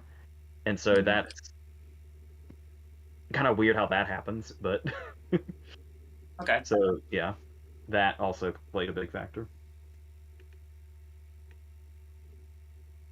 All right. Yeah, I got lots of answers to this one. I grew up Sesame Street, Mr. Rogers. We talked about that. I hate math, and I'm not good at it at all. But I grew up on Square One television. Love Square One. For a second, I thought there was a show called I Hate Math. I grew up on Nickelodeon and the Disney Channel. Nick at Night was like my go-to when I was a kid. Watching Get Smart and Dick Van Dyke and Green Acres and Mr. Ed and Rowan and Martin's Laughing. I remember watching all these shows growing up and everything and just loved Nick at Night. It was like the greatest thing in the world. Bozo the Clown at the WGN network, like the Chicago affiliate. I remember watching that. Something I enjoyed. A lot of cartoons. Bobby's World was great. Howie Mandel's show. I enjoyed that in the night. Love Bobby's World. Disney, I was a Kids Incorporated guy. I liked the Mickey Mouse Club. There's a lot of really cool things I remember watching. Like, I watched a ton of stuff on Nickelodeon, like Eureka's Castle and things like people don't even remember to this day, honestly. Game shows. I'm a huge mark for game shows. Literally one of my first words, like, shoot, was Bob Barker. So, and that's, to this day, that's the truth. And that's never been brought up here, I don't believe. Nickelodeon game shows. Nickelodeon Games and Sports was my go-to when it became a television station because I used to watch Double Dare all the time. I used to watch Finders Keepers and Wild and Crazy Kids and Figure It Out and Nick Arcade and all these awesome game shows. That channel was a dream come true. Oh my god! I just veg on the couch and literally just like ate combos, drank soda, ate Milky Ways, and literally just watched Nickelodeon game shows constantly. And you can vouch for this. And what was amazing about that channel is it was basically the Turner Classic Movies for Nickelodeon game shows because there were no commercials. It was only their own shit in between. Yeah, there were commercials, but what they were was just like a little like, hey, this is what happens, and like this is a healthy thing, or this is a sports thing, and it had to tie into everything. That was the great thing about it. Yeah. Did your Finders Keepers have a mystery room? I think so. Yes. As in, it had a themed room. Yes. That was the best bit. I was like, what theme is it going to be this week? That was the Okay, Legends this of the is the UK version. Why are we doing a cowboy thing? Legends of the Hidden Temple Guts. Make the grade. The temple runs in Legends of the Hidden Temple is some of the most suspenseful shit that was ever on TV. Watching the biggest idiots in the world try to do, but at the same time, I don't like calling them that because I know actually being there is when, like, you see a game, any game show, and you say, oh, it's probably different if you're actually there as far as the way you think. I can't imagine doing one of the temple runs. I would not, I would get, like, into the first room and then panic. And then I would be done. And you run into a temple guard, he'd wreck your stuff, and the next thing you know, your dim-witted partner would come in and try to find you and lose predictably. They won so rarely. Yeah. If we're talking kids' game shows that scared the shit out of me, there was a game show series over here called Incredible Games, I think it was called. And the concept was like they were stuck in this lift and they go up and down to different levels to play games, and you know, the aim was to sort of get enough points to be able to have the lift shoot through like great glass elevator style, you know, out of the building for them to get through. But one of the games just involved a character known as the Dark Knight, which was scary as all hell, except when you realise it's just a guy dressed in black with a bucket painted black and silver on his head, pretty much. But he was just this there. The Monty Python character brought to life in a game show. It was more sinister because it was sort of like, to some extent, like the chess bit from Potter and the Philosopher / Sorcerer's Stone. And the kids would get three free moves to get from the one side to the other. And then after that, every time a kid moved, the Dark Knight would, you know, make their move. And every time after they make their move and they're like getting closer to the kid, the voice would just go, move. I was like, oh fuck. That's terrifying, especially in the afternoon.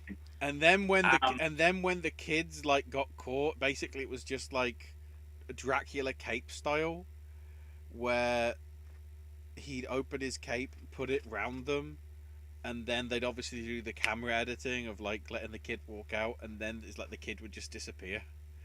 So the kid got George Harvey then. That's not cool. And so, like, not knowing how that worked back in the day, it was like, what the shit?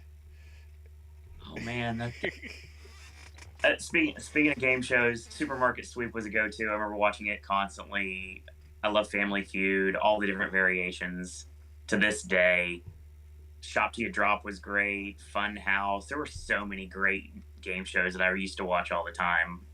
Fox 11 Kids Club. I remember watching like Animaniacs, Tiny Toons, Adventures of Batman the Animated Series. The Super Dave cartoon show that lasted like a season, which I love so much that most people don't realize.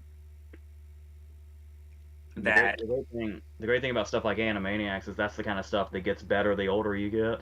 Oh my god, yes, absolutely. And it becomes so much better. Like Pinky and the Brain's another one too. Another thing that becomes so much better the older you get because you can appreciate it from a different level. Carmen Sandiego, we're talking about it a little bit ago for Defunct Land and Defunct TV, Brian. Carmen Sandiego is something I love playing. I actually created a version of it that I played with my cousins. We used to do that. I used to set up little game show gimmicks for my cousins and I to play, like Nick Arcade and everything, and Carmen Sandiego and Double Dare, and that was just something fun I did when I was a kid. I was very creative, still am to this day.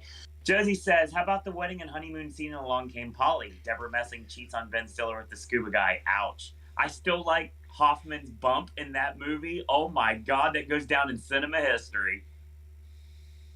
The thing that still blows my mind is I still wasn't that familiar with him yet.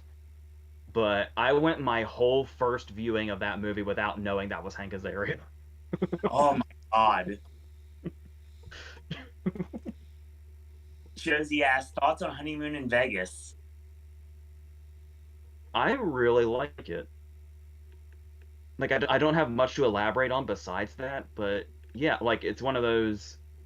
That's another thing where it feels like it was kind of in this certain era of romantic comedy that's something I have on Blu-ray. That's how much I appreciate. I remember watching that on Action pay-per-view. You know, the thing that the joke that they make in The Cable Guy about slipping the cable guy $50 and he'll give you the movie channels for free. That's a shoot, by the way. And that's how my family lived his life. So needless to say, that's how I got to watch all the awesome pay-per-view movies back in the day. And I remember to this day the trailer for Honeymoon in Vegas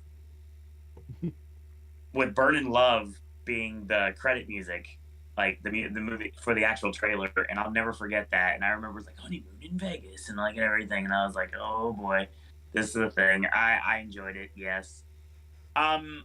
For reasons I don't need to go into now that have long since passed me by, I used to have like extreme heat with Vegas for a personal reason, but now I no longer do. So that's the thing. If you would have talked to me about 20 years ago, I probably wouldn't even been able to say the word, but now things change. People do too. So Jim Henson's Defunct TV, Brian mentioned, is his favorite episode. Big fan of the Toys R Us episode. I enjoyed that. I love the Carmen Sandiego episode. It's actually a nice little snackable thing that I can watch when I'm on the treadmill or when I'm on the elliptical in my gym. So I like that a lot. And sometimes when I don't have a major pod to listen to, I just put it on. I put a YouTube video in my pocket on my iPhone, and I just like listen to things as background noise, and that Defunct TV helps too. Honeymoon in Vegas or A Decent Proposal, says Josie. Speaking of another movie I watched an Action pay-per-view. Two completely different movies. Yeah, I guess like tonally they're different, but I guess story-wise there's something there.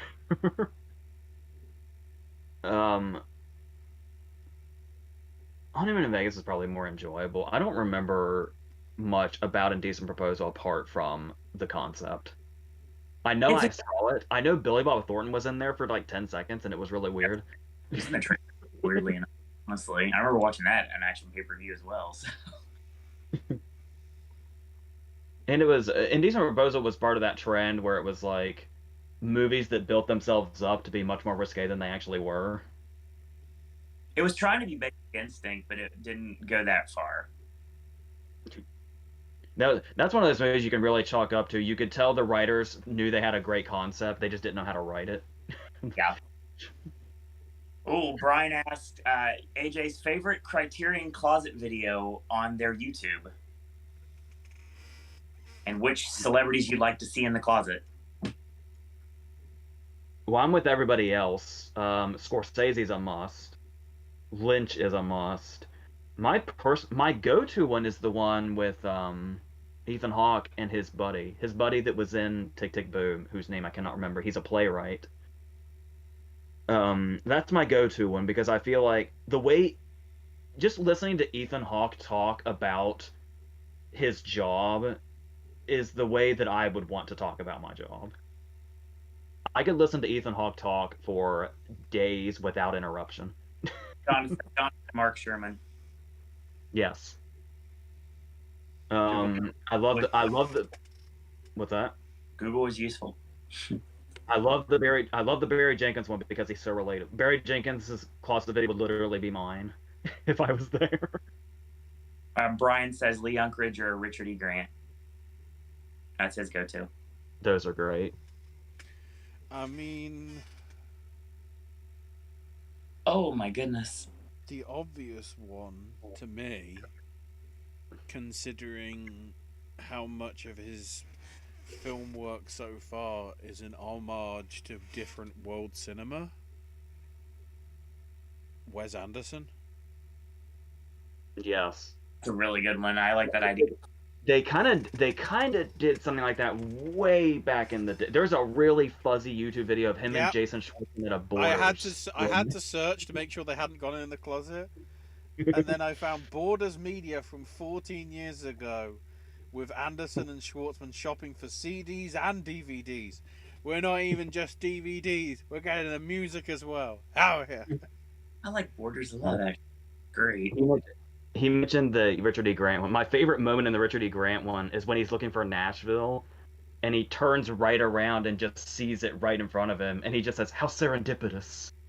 I love Richard E. Grant's attitude so much. Cassie's response. Wait, what's the topic? I had to leave and go do something real quick. Honestly, at this point, Cassie, we don't really have one. We're kind of just bouncing around here at this point, answering questions from the chat. I still think the best Criterion one is the Safdie brothers, because they don't talk about it. They just get everything off the shelf. It's just like, we're taking everything. I love that they couldn't stop fanboying about Tim Roth. Was like, why do you keep picking up Mean Time? I think we might as well change the name of this show to basically like Popcast Movie Club Q&A, because ain't no talking about the Oscars right now, which is it's good because we did that last night. Spencer, that's why I called it the wind down. The only thing we really needed was Smith Rock updates. I think we covered everything else. I'm trying to get to the chat, everyone. Thank you for so many comments in chat. The other Smith update. The Academy is apparently launching an investigation, and apparently they might be letting Smith keep his Oscar, but stopping his membership to the Academy itself. My first thought when I saw Consequence was if they just like ban him for a few years or something. That's what I'm wondering if it is. Okay, favorite third movie in a movie franchise, says Spencer. Second, once again, there's always that. It's always what the first thing that comes to your mind. I mentioned Nightmare on Elm Street before, and Dream Warriors is fantastic. But I will look more into this while we continue to answer this.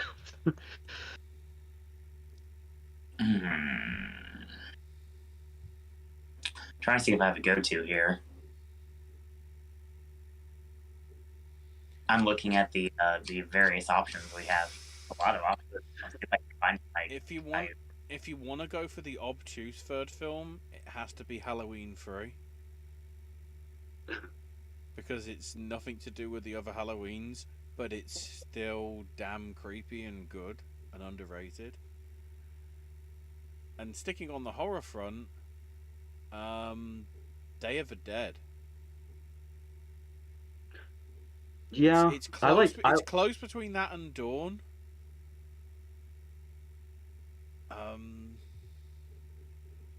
I liked Day more when I was younger, but there's still quality.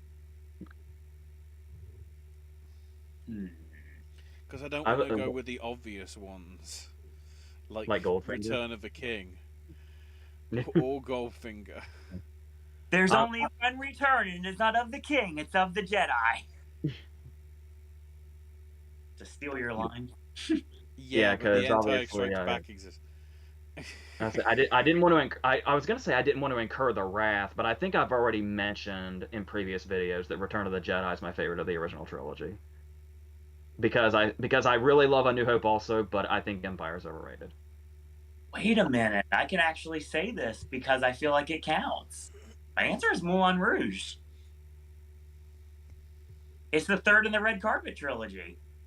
Red Curtain trilogy. Take a shot. Technically. Sure. I want to give a shout out to Die Hard with a Vengeance as well.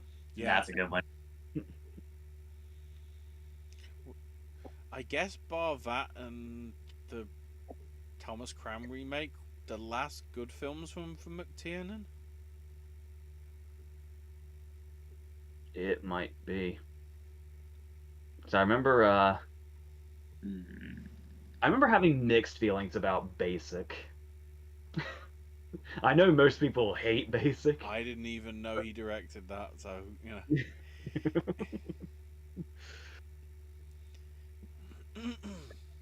I'm seeing if there's another answer, so I'm not cheating the system here. Yeah,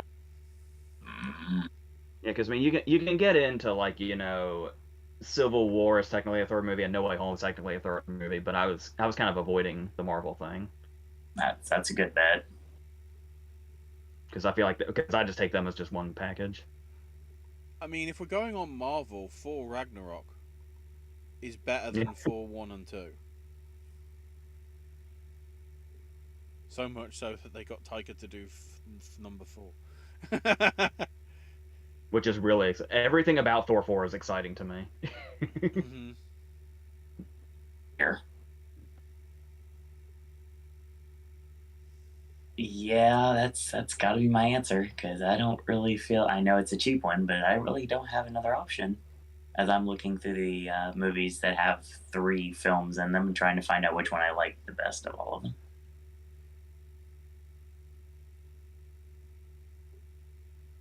Yeah, no, that's not going to work either. Yeah, that's what we're going with. I'm okay with that. That's like I said, it's cheap, but I really don't have another answer. I like Beverly Hills Cop 3. Because of the setting. Yes. And Wonder World. And if you wanted to, you could probably say Chasing Amy. I was just about to say, was Chasing Amy the third of a Jay and Silent Bob films? Yeah. Because I was trying to work out. So there was Clerks, there was Mallrats, there was Jay and Silent Bob Strike Back, but then I think Chasing Amy was in the middle of it. Fun fact, I actually would have had more of a kinship to Beverly Hills Cop 3 if things would have went a different way.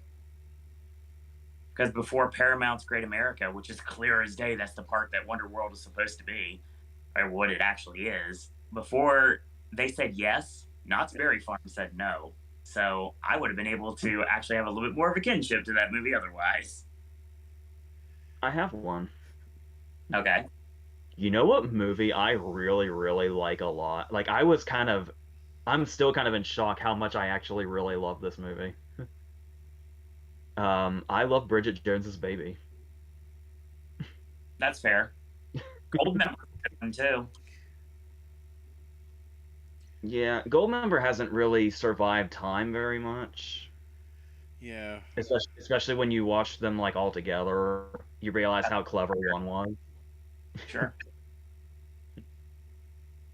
Josie asks, as far as Criterion Closet visits, I love Jenkins, Lane, Hader, Yorgos, and Ariane Labed.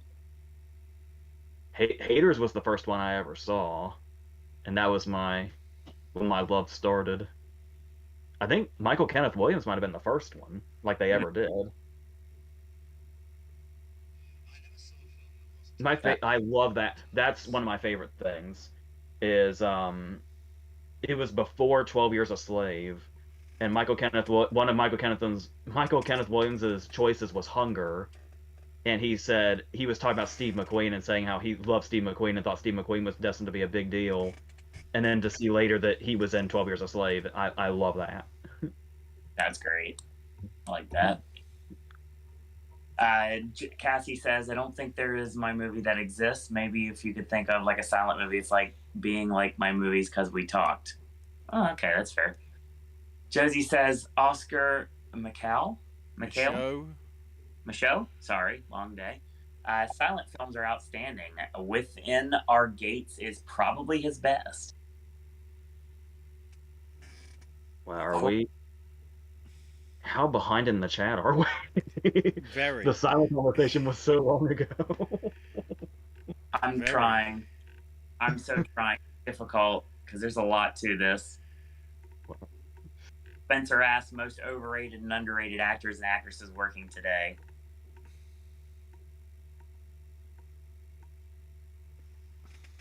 It's hard to define underrated. Well, the correct answer with overrated, AJ, I think we're both on the same page. The answer is Ryan Reynolds.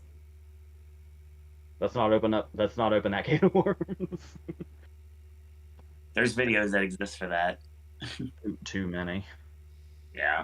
Because I could say Blunt's underrated because of that lack of an Oscar nomination, but everybody loves her, so Sure. is she really underrated? In that sense. Because it used to be your go-to is somebody's underrated if they don't have an Oscar or something, but people have said some really stupid shit in regards to that. Like I still honestly I think people just say that out of habit now. Post Darkest Hour, I still see people saying Gary Oldman's underrated, which makes no sense. No, it doesn't.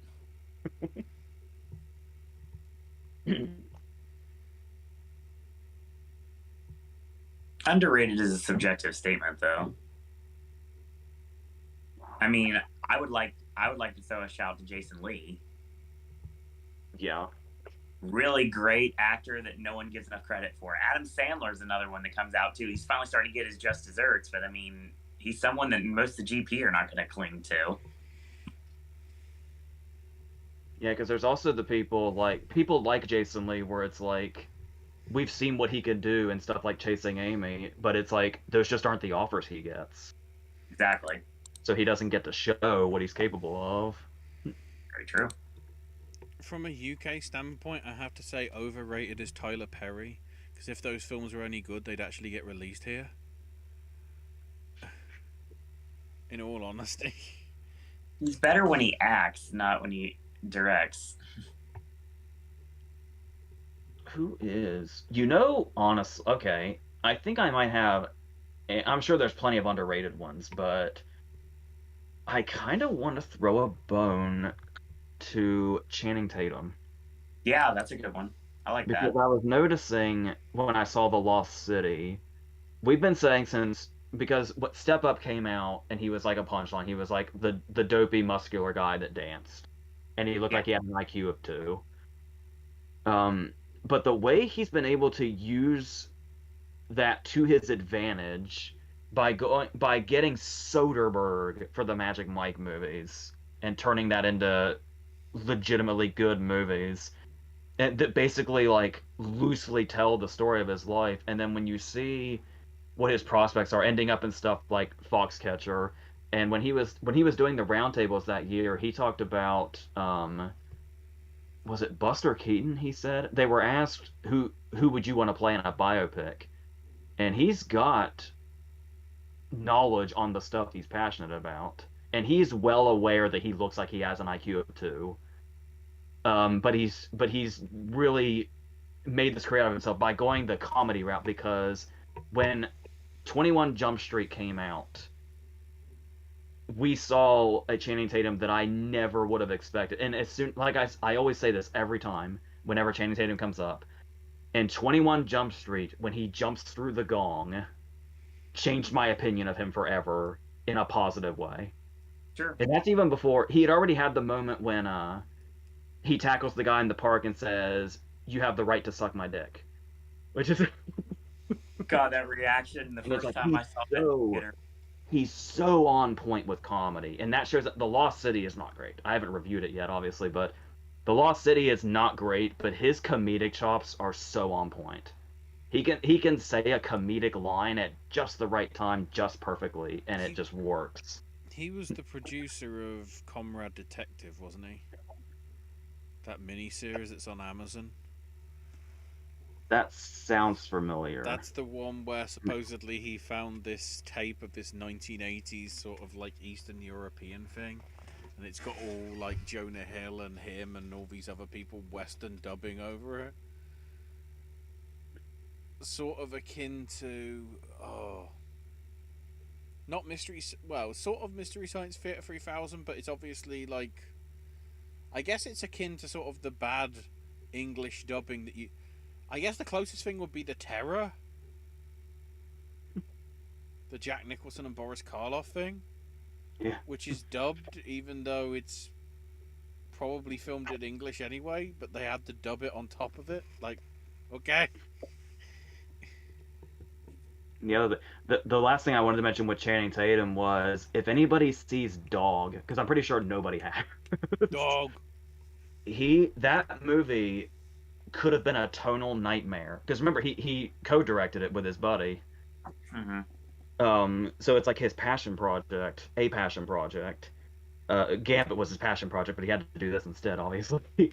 um, but he took his Dog performance is his comedy stuff, his dramatic stuff, his personal stuff. He took everything he's learned in his career up to this point and put it into Dog, and it shows. And it was from his like performance perspective, it was really impressive. All right. I'm gonna try to get through chat as much as I can. They're just throwing like curveballs at us left and right. These are nice involved questions. That's what the show's going to be about, apparently. Josie says in Bong Joon-ho's closet visit, he mentioned he lended a video to Park Chan-wook, but he never returned it back. I love that so much. I love it. I also love the comment section where I think somebody said that's such a Park Chan-wook thing to do. Cassie says, I don't have a favorite movie. That's fair. Josie says the Harold Lloyd silent comedies are underrated. Love Safety Last, and The Kid Brother. Yeah. Isn't Speedy was his too, wasn't it? I actually remember the last scene of Speedy like really standing out on a visual perspective. Trying to find.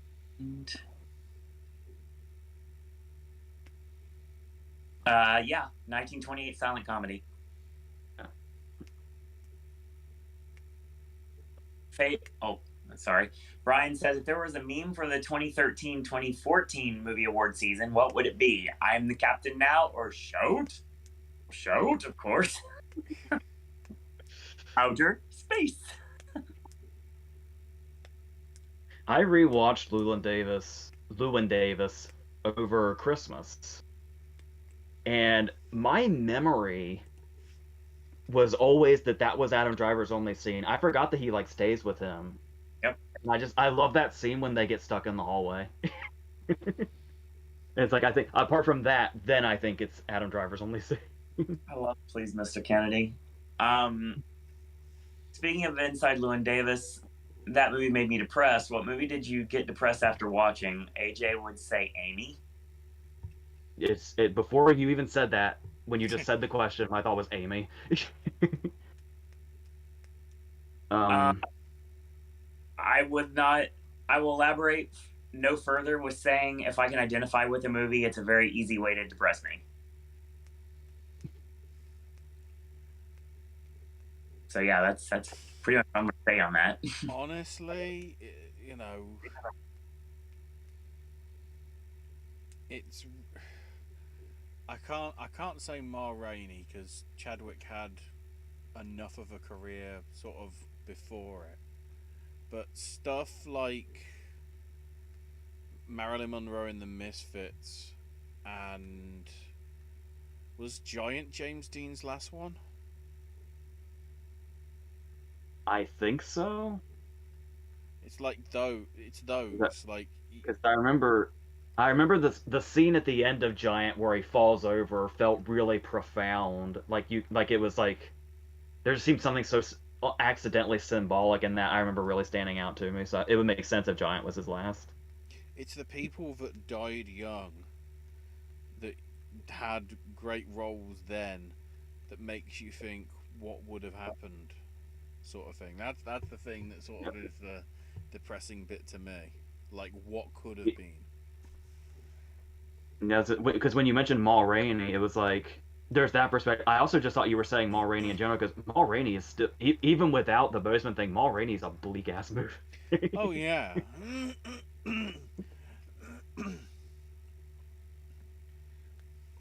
All right. Favorite movie about a dysfunctional family, says Spencer.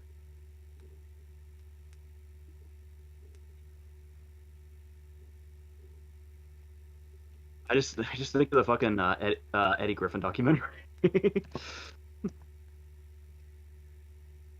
I think honestly, to give you an actual answer without like being like cryptic, the answer for me is A Walk to Remember.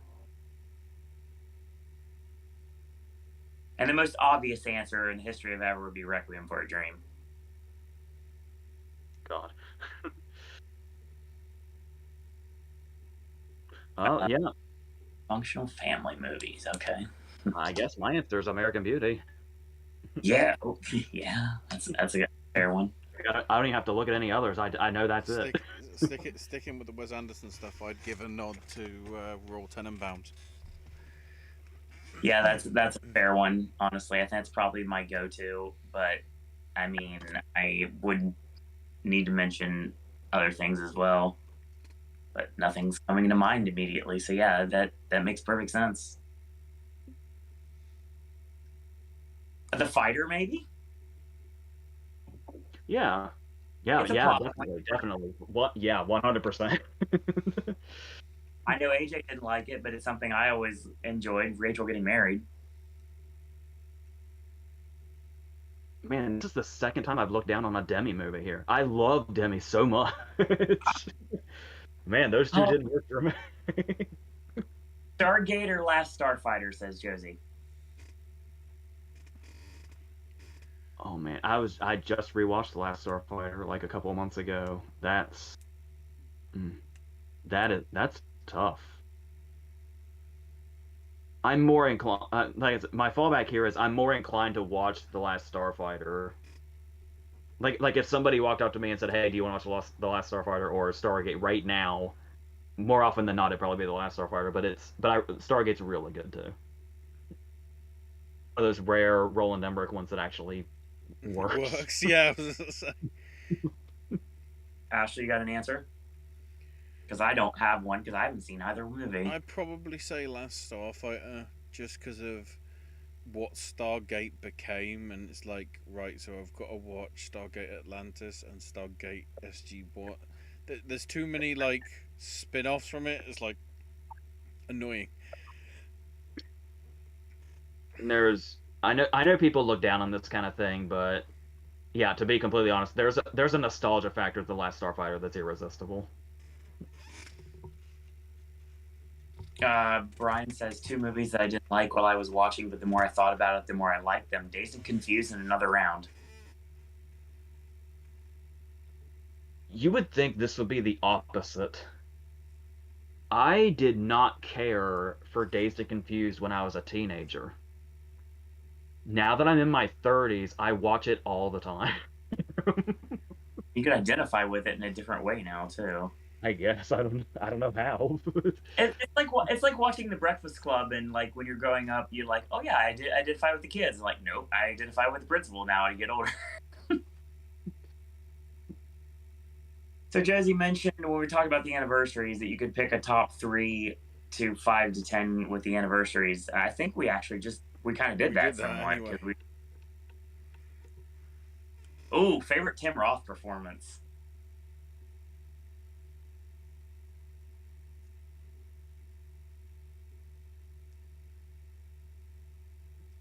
Well, obviously, all the Tarantinos just float in my mind, but there's the other two would be.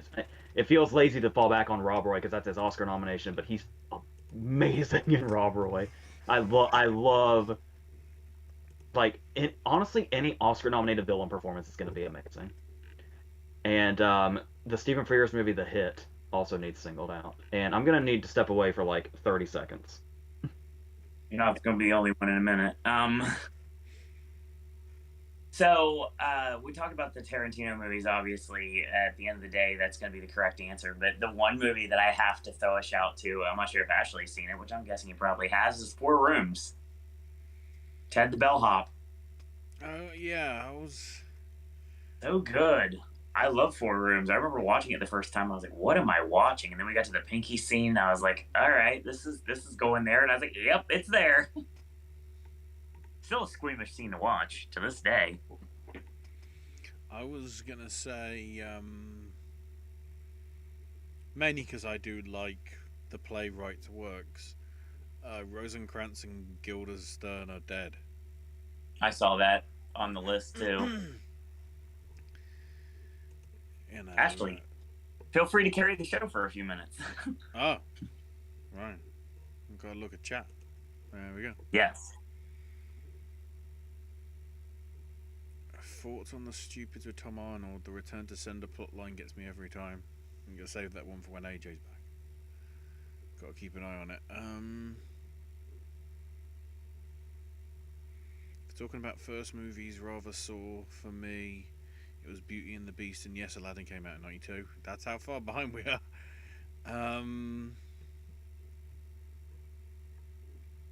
The first movie that if you don't count that birthday party, the first time where I actually remember like paying for the ticket, or at least parents paid for the ticket, was probably Chicken Run. Chicken Run was my first like family cinema trip. With my mum and dad. And then I think that I remember seeing Die Another Day, which in hindsight is shocking. But I remember at least those two being early on when I actually. So yeah, that would have been 2001-ish. I apologize that we are so behind on chat. Josephine's comment on thoughts on the stupid with Tom Arnold, because I don't know that film. It's okay. I mean, I guess it kind of like guilty pleasure, honestly. I mean, I love Carpool. I like Tom Arnold in general. I think he's a likable person. Maybe not so much in like reality, like the Roseanne stuff, even though Roseanne still follows me on Twitter. Talk about first movies ever watched. Is that what the question was? Yeah, Cassie mentioned it, I guess, because of me bringing up, the carpool Muppet Treasure Island experience. And then, as I said, the first time I remember going with my mum and dad was Chicken Run in 2000. Is it weird that I can say that I can look back to the original Mad Max and also to I gotta think right off the top of my head what it is. Not Pretty in Pink as my answers when it comes to the movies I remember watching theatrically for the first time.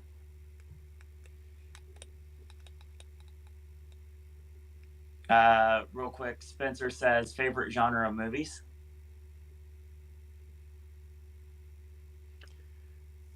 My go-to seems to be crime. I was gonna say crime or mystery sort of things. I think mine is thrillers at this point, like good ones. So they all of our thoughts overlap. If you were to see like the 15 scripts that I've written, it became an in-joke with us after a while, Owen, where I said, I've got an idea for a movie, and you would say, let me guess, it's another crime movie. I like musicals and romantic comedies too, but that's obviously the hopeful romantic in me and always will be. People are not going to like me, I have to go with Zootopia. Travis ruined that movie for me, man. I'm sorry. That dumb sloth scene I hated so much, and people just drug it into the ground.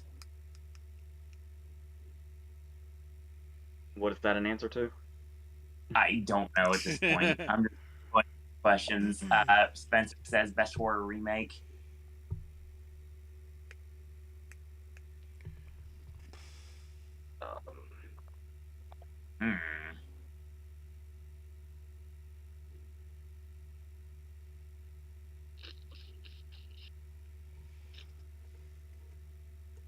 Does it count? I think that's probably a good go-to right there. The Fly. The Fly's a good one too. The Fly might be the quintessential answer. The Thing. Yep.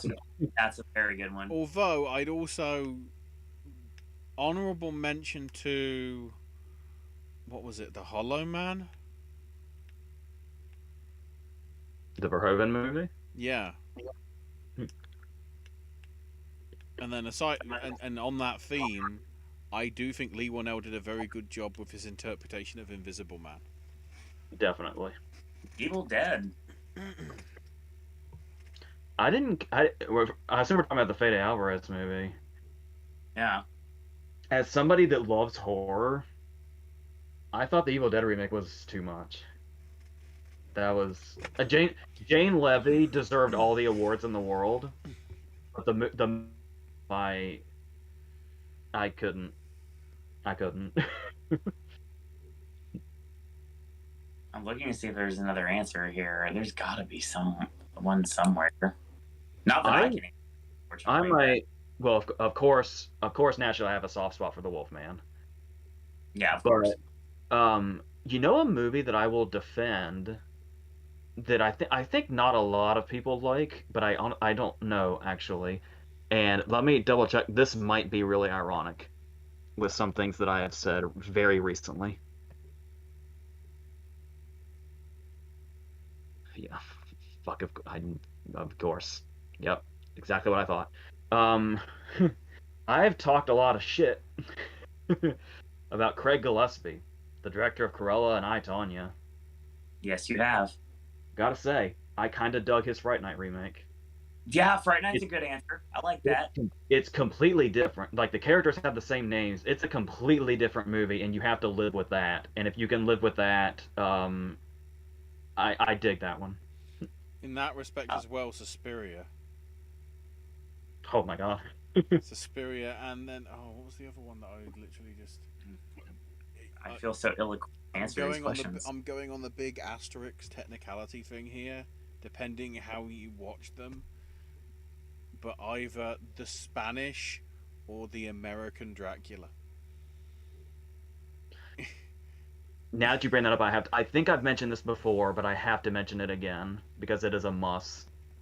There is a show that is on YouTube that was too short-lived, where Adam Green, the guy that did the Hatchet movies and Frozen, the ski lift movie, had a web series called Adam Green's Scary Sleepover, where he would have like cult figures in horror over to his house.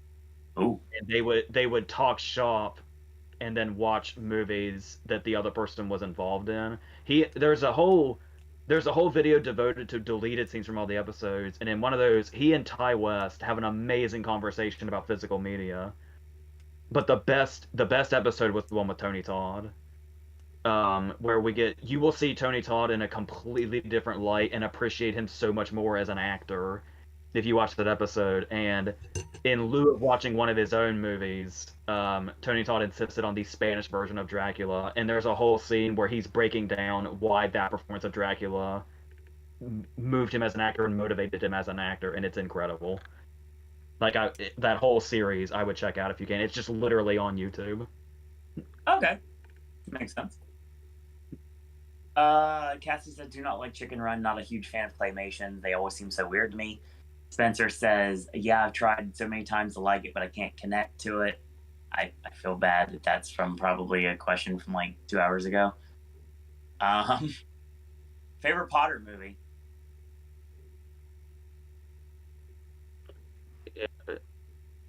It may be controversial, the first one. Yeah. I am 100% Columbus when it comes to Potter. It feels different too. Like, the vibe of all the Potter movies just changes when the directors change, and that's just how it is.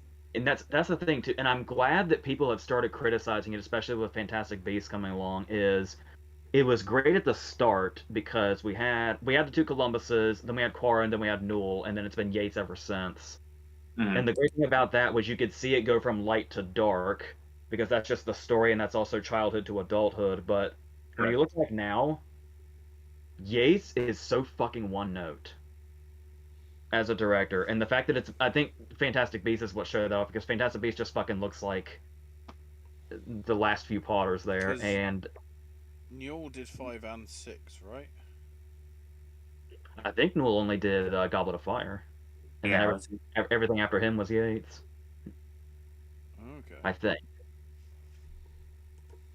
they're literally right here by my head. I can tell you.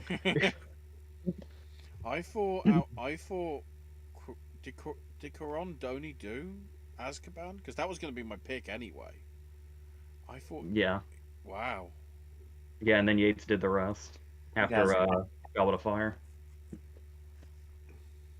All right. I haven't watched the Potters in a while. They're dusty. That's what you did, Helen Mirren, and your stupid tournament that somehow won awards at whatever ceremony that is that I didn't pay attention to. Oh my god. Josie says better car chase, Bullet or French Connection? I've said before that the thing I love about the French Connection is that it stops and then starts up again in the middle. Is really thrilling. Oh my god. I feel like that's one of those depends on the day questions. Normally, my go would be Bullet because the video clip ski that was used at Lights Motors Action is how I connected both of these. And one of the things they would show when they were, because it was obviously based on stunts, is they would show little clips of various movies and television shows. And these are two that I remember watching distinctly when they were talking about a car chase in the actual show itself. And Bullet was always one that I jumped to immediately. I'd have to say French Connection, because I believe quite a bit of it was actually real.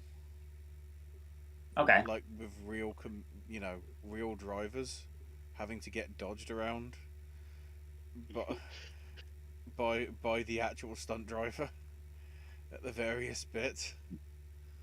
They sort of got a loose pass, but they let the real traffic there to make it sort of look realistic to how the traffic would be.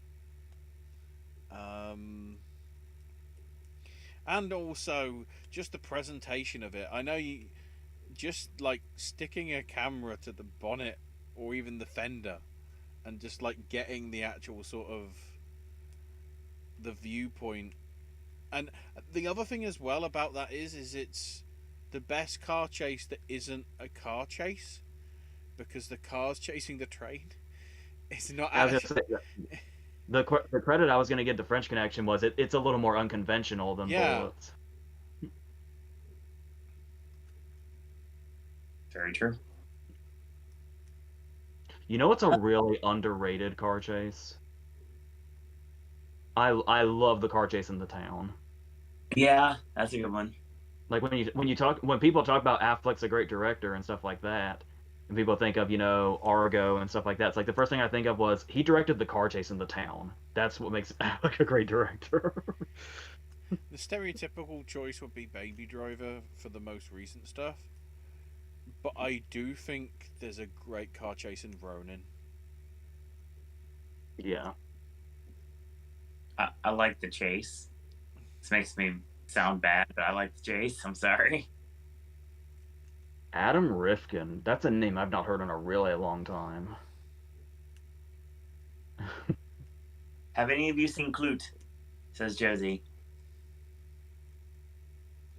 Clute's another one of those movies that I saw way too young and have no memory, so it's time for a rewatch. Yeah, It was when I was going through I vaguely remember it because it falls into sort of that crime sort of detective style thing that I am a penchant of. But yeah, I don't even know whether I've got that on DVD. I probably do. Josie asked thoughts on All the President's Men. You know what's interesting? All the President's Men is riveting from start to finish. Right. And I think some people thought it was kind of cheesy and like it was this tie-in thing, but I feel like the existence of the Post and Spotlight make All the President's Men even better because they're this amazing trilogy now. Oh, nice. Like unintentional trilogy now. Sure. Like all the what is it? It would be The Post into All the President's Men into Spotlight. I was gonna say the thing I was gonna say about Clued about needing a rewatch was that was in that era where surely everybody knows about the 1001 Movies Before You Die book. Hmm. I was going through that at a young age, and the thing is when you're watching movies just to check off a list, you're not retaining them, and that's what happened to a lot of the movies at that time that I haven't rewatched yet. So, Clue was in there and needs that rewatch. A lot of them have been rewatched by now, but some of them I still need to get back around to. So you need to go back to the book and go, which ones did I watch that I haven't watched? That book is how I found The Wheel, the 4.5 hour 1928 movie. Cassie says, I haven't done the full marathon of The Rings with The Hobbit because it'll take you too long. Favorite line from the movie, I have too many to think, so I'm just going to pass on this one. That's fair. Josie says, another fake Oscar movie pitch. Art projects at Terrazin. A biopic of Friedel Dicker, a woman who taught art at the Terrazin concentration camp. Josie says, buy, rent, lose. Sandlot, Stand By Me, The Goonies. That's tough.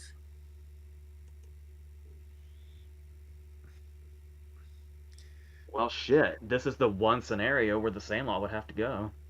Oh, I can't do that. Are we, when you say rent, are we renting over and over and over again? So basically, we have now made it so Blockbuster Video will never get this VHS back. Because it's that thing where it's Stand By Me is the objectively better movie, but I'm more inclined to watch The Goonies again. Well, I don't. Once again, it goes back to what I said earlier. Renting Stand By Me makes sense for me because I never really got a chance to watch it growing up. So The Goonies done the party, and I would definitely buy The Sandlot because that's what I grew up on. Well, please note, not only does I only just thought of this, The Goonies also gets the top prize because it's the only one of those three that doesn't have projectile vomiting in it. So That's fair. Ashley, you got an answer? I mean, I've never seen The Sandlot, so that would automatically be loose. And I probably rent Stand By Me and, buy Goonies, because it sort of does still have that charm. As when you think, what the hell happened to Sean Astin? That's fair. Thoughts on The Contender, says Spencer. I feel like I don't want to be that guy that says, "Oh, it's so relevant," but but just the whole idea of it was only recently that political scandals got very interesting to me. So it's much more interesting to me now than it was before. I really, because I'm still not a politics person, but let's just say I've focused more on them in the last 4 years than I have for ever. So. And I don't care about politics, but I've always loved political movies. Just like I'm not a sports guy, but I've always loved sports movies. Yeah. Ashley, thoughts, comments, opinions before we go? Haven't seen it. First that I've heard of it, even though it was nominated for Academy Awards. I'm stuck in time. I'm still saying 4 years. I guess it'd be 6 years now. Ashley, No Time to Die is in my marathon. Thanks for a spoiler, says Brian. Oh, shit. Wow. I was afraid that would happen. I'm surprised. It's amazing that you. Well, I don't know what your schedule is in terms of having been able to see it beforehand, but good thing you were just joking, right, Ashley? Yeah, Resurrection. Resurrection. I mean, it literally says at the end, James Bond will return. So You just straight up pulled a Letterman. I mean, technically, hasn't Bond already died 6 times because they're not all the same film? Fair. Technically 7. Technically 7, because I think Diamonds Are Forever is like, what the fuck? We got it. All right. I still stand by Diamonds Are Forever as a standalone adventure movie. Spencer asks, favorite Julianne Moore performance? Boogie Nights. No Boogie question. Nights. Boogie Nights is an easy answer. Lebowski's an easy answer. Magnolia's an easy answer. But Boogie Nights is easily the answer. You can't tell lately, but she's incredible. She's been making some weird choices lately, but she's got so much great stuff. You know what I just rewatched recently was Suburbicon. Oh wow. That movie is so under. Everybody hates it, and I don't know why. And I only just realized, because I wouldn't have known this in 2017, because I don't feel like I knew him in 2017. One of the hired killers is Alex Hassel. Never noticed. Yeah. I was like, when I saw Macbeth, I was like, that guy looks so familiar, and I was never able to place it. Hey, I've seen him play Henry IV, parts 1 and 2, and Henry V, like within months of each other. That has to be incredible. I can't imagine.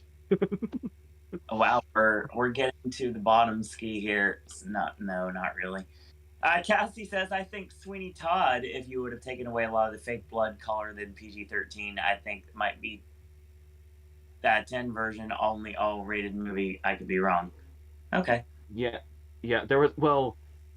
Sacha Baron Cohen's death is really violent. That's a really violent slicing, but all the others that are just like one little thing, that if you take out the spray, yeah, that's probably PG-13. God, Spencer, this is not fair. Favorite to least favorite Batman actor? Hold on. This sucks because I hate the fact that Pattinson's so fresh, because I feel like it's not, whatever his placement will be isn't fair yet.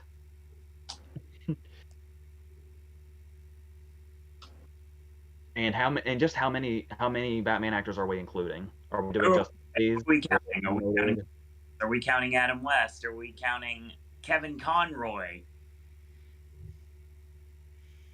I mean, if we're talking the movies, I'd say Adam West has to count because of the 60s film. The movie, exactly, that's fair. And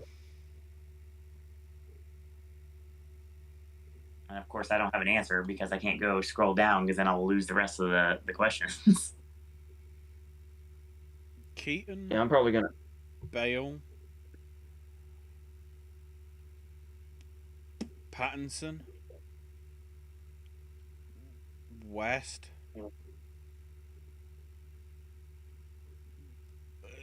What's his name? Kilmer? No.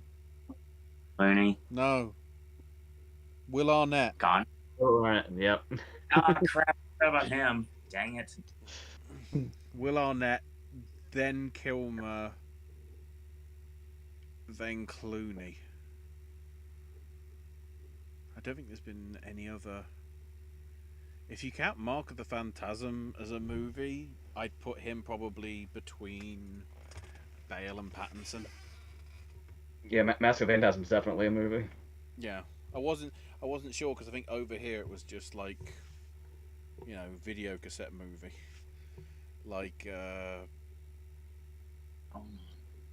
I think both Aladdin sequels were just straight to video over here. That makes sense. One of them was King of Thieves was theatrical here, wasn't it? Return of Jafar was definitely video. Maybe King of Thieves was just video. I don't remember.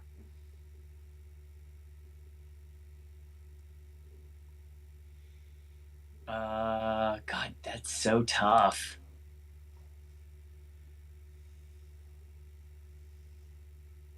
I mean,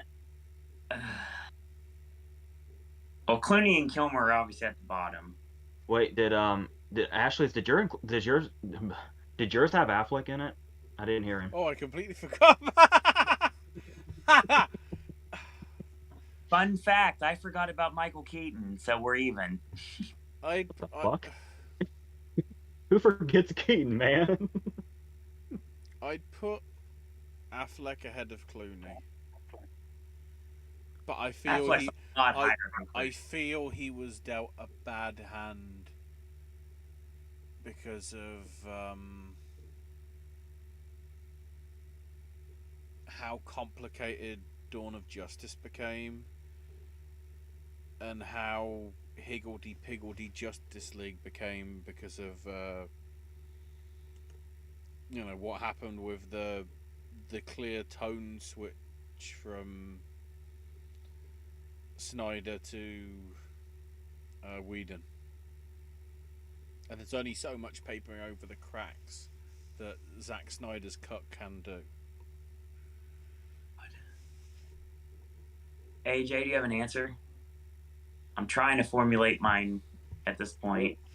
I'm much more familiar with the live action ones if I can abstain from the animated ones.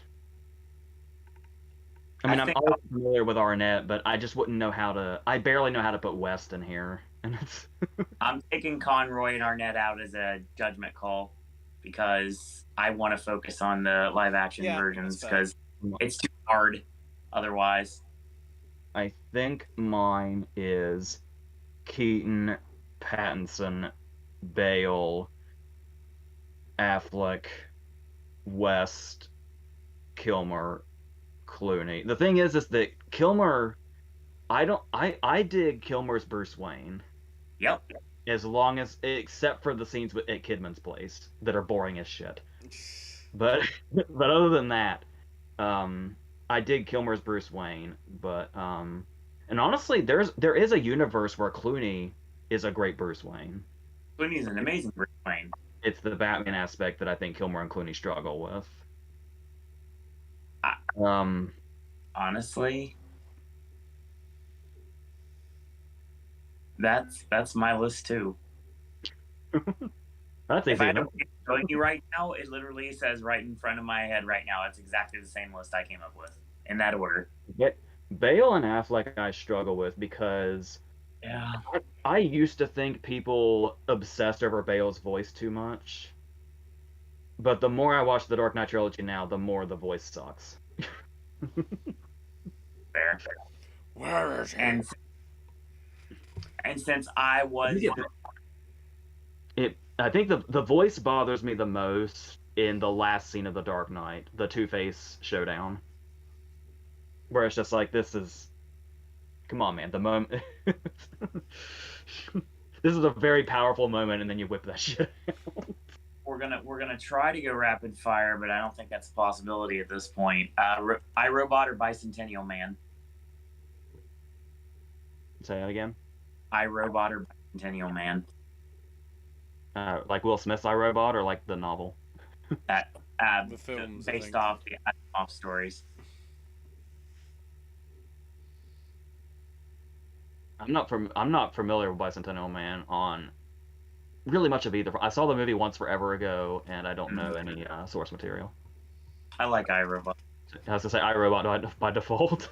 I feel Bicentennial Man is underrated. Yeah, it's fine. I remember watching it literally a time when I was a kid. I think people sort of, didn't pay attention to it because it wasn't Robin Williams being comedy Robin Williams. And Sure. it only took until arguably Insomnia and 1 Hour Photo for him to realise, oh, he can do other genres. It's still mind blowing those were in the same year too. Yeah. With That's the Smooth. Oh my god, that's right. Yep. That was a fun time at Regal. I was also just laughing to myself here because I was thinking about how when we were talking about Potter, I just said I'm all in on Chris Columbus, and now it's I don't care about Bicentennial Man. Brian says, some of Disney's first movies should now be rated PG-13 and probably are, just like Fantasia. Brian says, Gullah Gullah Island, I kind of know from defunct TV. There's going to be a Blue's Clues movie set for Paramount Plus in the summer. I said I did watch some Little Bear. I remember Winter Solstice, Blue's Clues, The Wiggles, VeggieTales, Between the Lions, Zoomafoo, Fetch with Ruff Ruffman, and Thomas and Friends. I liked Arthur, actually, myself, so that's another thing I enjoy watching growing up. Brian says, the game show I grew up with was Press Your Luck. Yeah, same here. And Whammy. Yeah. It's funny because the Game Show Network, I remember we first got it in our area, and it was the greatest thing in the world. Because I could sign up to this website and I could play along with these game shows, and I would get points, and I could have my name listed on the actual scoreboard that would be read on the actual show. I thought that was super cool. So as he says, on the subject of Blue's Clues, now that I'm older, the concept of salt and pepper having a baby in the form of paprika is quite disturbing. Well, god dang, you're not wrong. Brian says, oh, I forgot Bob the Builder. He was like just after my time in that area. Ashley, can you confirm something that another music reviewer that I appreciate, the Mode Reviews, can confirm that in the UK, Bob the Builder is accredited with songs on the top 100? Christmas #1. Yep, 100%. It's literally just the Bob the Builder theme. And somehow it's a Christmas #1. So talking about that. I guess, well, keep in mind, Christmas #1 also went to the Teletubbies. Yes, it did. So, no. That was before X Factor and Pop Idol and all the singing contests came round, and it was just their song that, like, nearly by default became Christmas #1 until it was ruined by a re-release of Rage Against the Machine's Killing in the Name, of which they literally went on live. They said, here's the Christmas #1 on British radio at like 8 in the morning. And then, what's the lead singer's name? Zach De La Rocha. Yeah. It gets to the bit where it's like, it's getting to that bit in the song. And then he's just like, fuck you, I won't do it, you tell me. And it's like, we're going to fade that out. I love this because Ashley and I have this connection here when it comes to that, because listening to the Mode Reviews on YouTube, shout out, I know this to be true, so I like having that little bit of a conversation here. Brian mentioned the Tony Danza Broadway musical for Honeymoon in Vegas. I vaguely remember that. Thoughts on 4 Weddings and a Funeral, says Spencer Reed.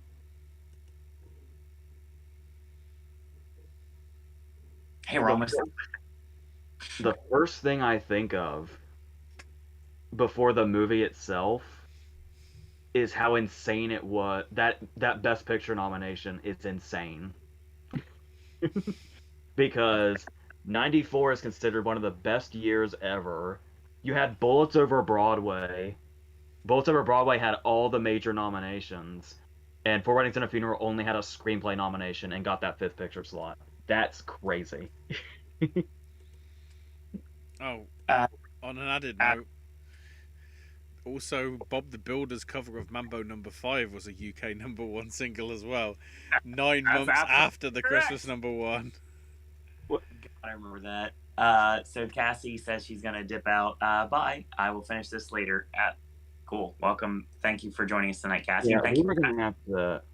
We were gonna discuss with our chat what the movies we were gonna talk about in the next video was, and they are going to be in bed by the time we get to the end of this.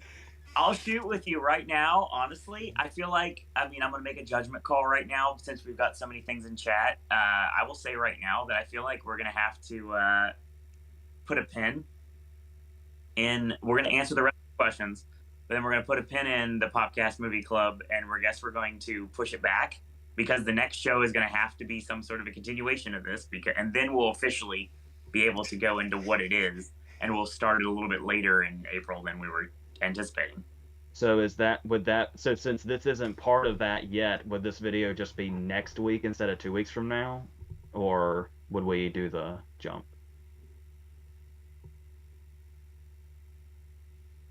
And that's a conversation we can have off camera. Because I feel the segment itself is what we were thinking of when we said every 2 weeks. Yes, you're correct. So yeah, we'll figure that out. Yeah, we'll definitely figure it out. Yeah, I was not planning on this to be the case, but we have a lively chat like we always do, and really appreciate that too. So yeah, we're gonna continue this next week. Same bat time, same bat channel, but we'll get to that later. Spencer asks, is there any movie that makes you guys mad or angry about the failed potential? The Monuments Men. I wanted to love that movie in every way possible, and they just gave me no reason to.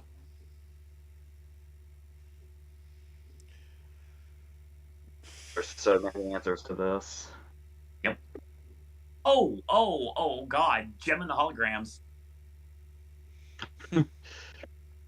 For me, being someone who grew up with Gem and the Holograms and the fact that they turned it into the trash that was that movie, yeah, I'm not happy with that at all. A lot of people like this movie, and they love this director for a reason I can't fathom. But I know there's so many answers. But like I said, to speed things along, I guess I'll go with the first thing that pops in my head. First thing that comes to me is Brawl in Cell Block 99. It's supposed to be this exploitation throwback thing, but for some reason it's almost 2.5 hours and has the pacing of, is there anything in the world that is slower than a snail? Me trying to answer questions in this podcast chat. Shoot. I don't get the Zoller stuff. Like even Bone Tomahawk, I like, but I do not get the full-on admiration for. Sure. I only clicked with I appreciate the other two. The only one I connected with was Dragged Across Concrete, and that was longer. And as you can see, there have been plenty of movies where I'm like, yes, please meander by all means. Keep us here as long as we can because we love being in your world, whoever the director may be. Zoller infuriates me. Okay. Thoughts on Zathura, says Spencer Reed. Like I said, that's when my crush on Kristen Stewart started. Yep. Zathura, it's fine. And I remember Dax Shepard being really good in it. Yeah. When that movie hit its dramatic beats, they were surprisingly potent. And then just the adventure aspect is great also. I really like it. I don't love it as much as I love Jumanji, but it's very well done. And an early case of how amazing of a director Favreau was capable of being. Ash, you got access to the chat? Yeah. Go to the next one. I'm trying to find an answer to something. Okay. More fake Oscar movie pictures. Surrogate Monkeys.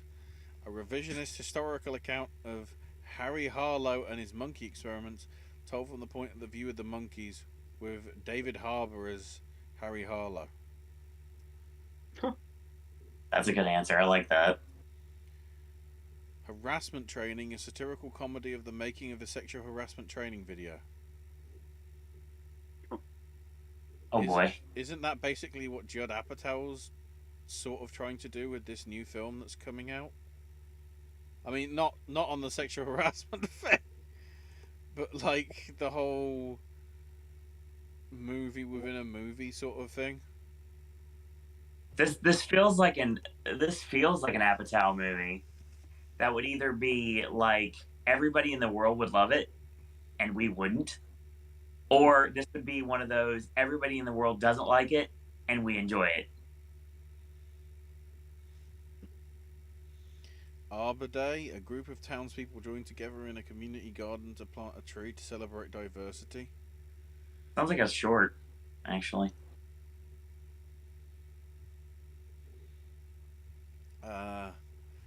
Gallaudet, a biopic of Thomas Hopkins Gallaudet, the founder of Gallaudet University. Is that where you went to? Because, like... Okay. Question for hospital or... The hospital or MASH, AJ? I would say the hospital, because I feel like I'm still not in love with MASH. and the hospital was love at first sight. And do you like it better as a? And I know you may not be in love with it, but are you more into it as a television series or as a movie concept? That's the interesting thing is I was familiar with the show long before I knew it was a movie first. Same.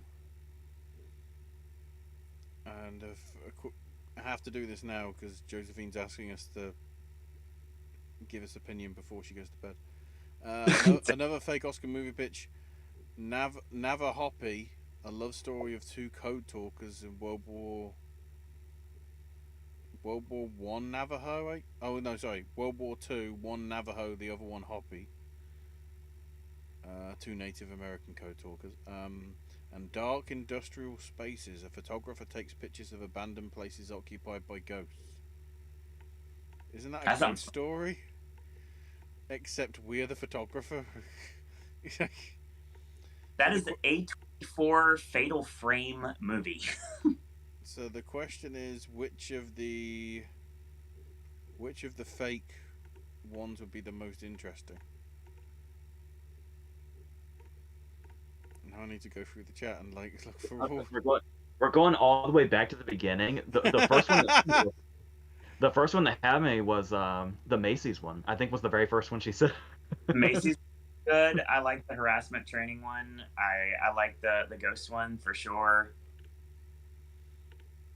The David Harbour one jumps out at me. They all sound plausible. Yeah, they all sound like I would watch.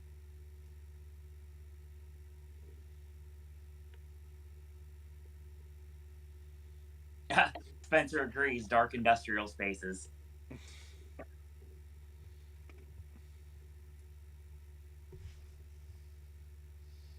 Yeah, Jim, I think you're. The movie club isn't starting because I've literally been trying to make a list of films that are on YouTube before they get deleted.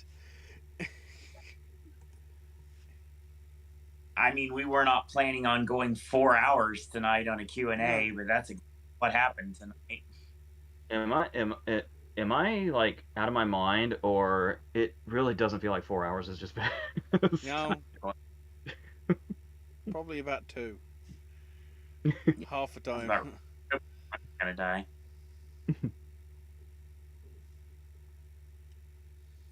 Yeah.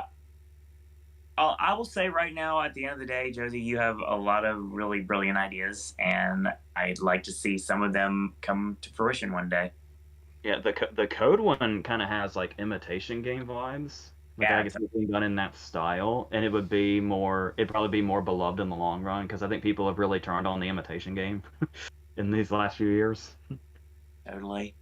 I'm trying to find other ones in here. The Girl Scout one was good. Midnight Mythos is a good idea because I like the Magic Mike ripoff thing with Effie, and that was fun. Midnight Teacher seems like something I'd be watching because of award season. So yeah, that's obviously going to be a shout. The miming on Bourbon Street, I think that's a good idea because we really don't have that option nearly anywhere. Looking at chat. When I hear Midnight Teacher, I also think of the late night scenes in Dead Poet Society where remember that shot in Dead Poet Society that's really Spielbergian where they're in the cloaks and running against the blue.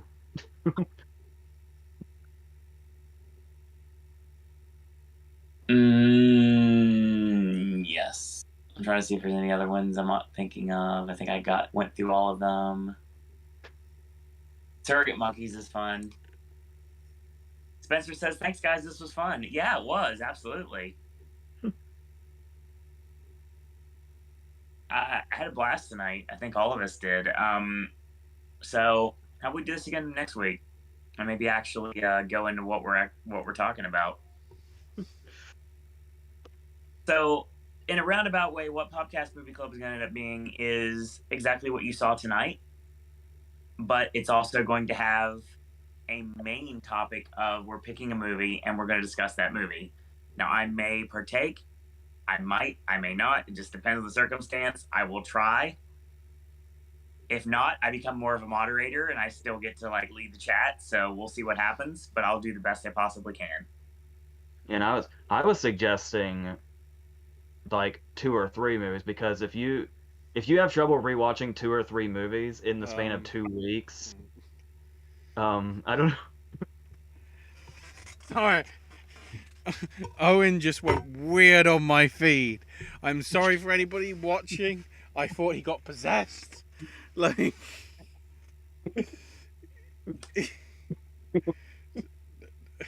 no, it was much creepier the other way. You'll see in playback if you catch it, Owen.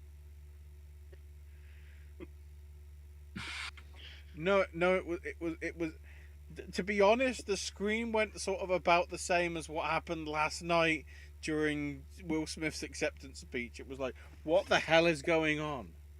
Oh, I have an answer to that actually. That came across my social media feed. I found exactly why there's a reason why that it kind of glitched a bit and ABC went to a screen instead. Apparently Venus had a wardrobe malfunction and they were covering it up. Oh. These are the things you find on social media, folks.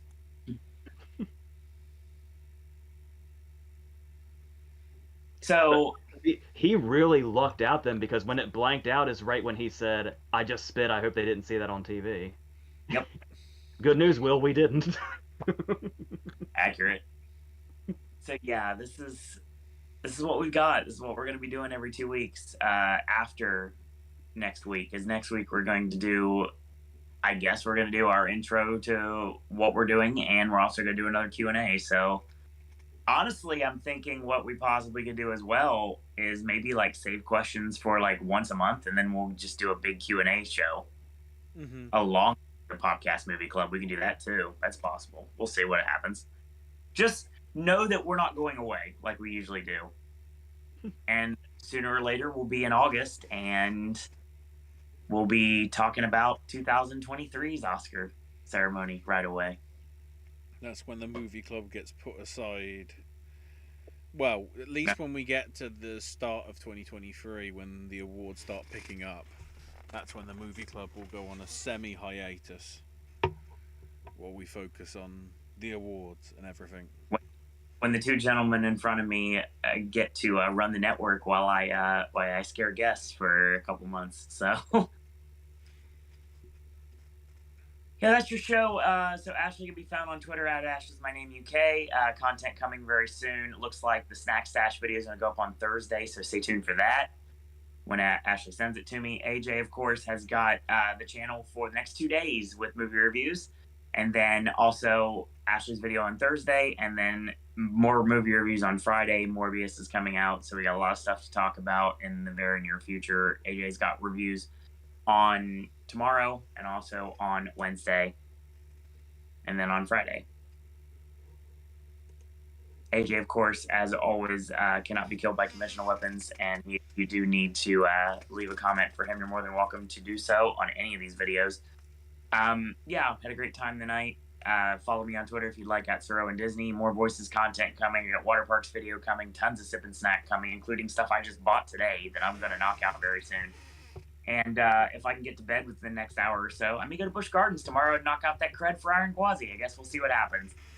So that being said, thanks everyone in our live chat for joining us tonight. It was nice to chat with Brian and Josie, and welcome Spencer Reed to the Popcast Network chat. It was nice having you a part of the show. So thanks everyone for joining us, and everyone that's watching us in archive. We'll see you next time as well. So in the meantime, I want to thank you guys and girls out there for watching. And until tomorrow, boys and girls, that's all we got to say about that.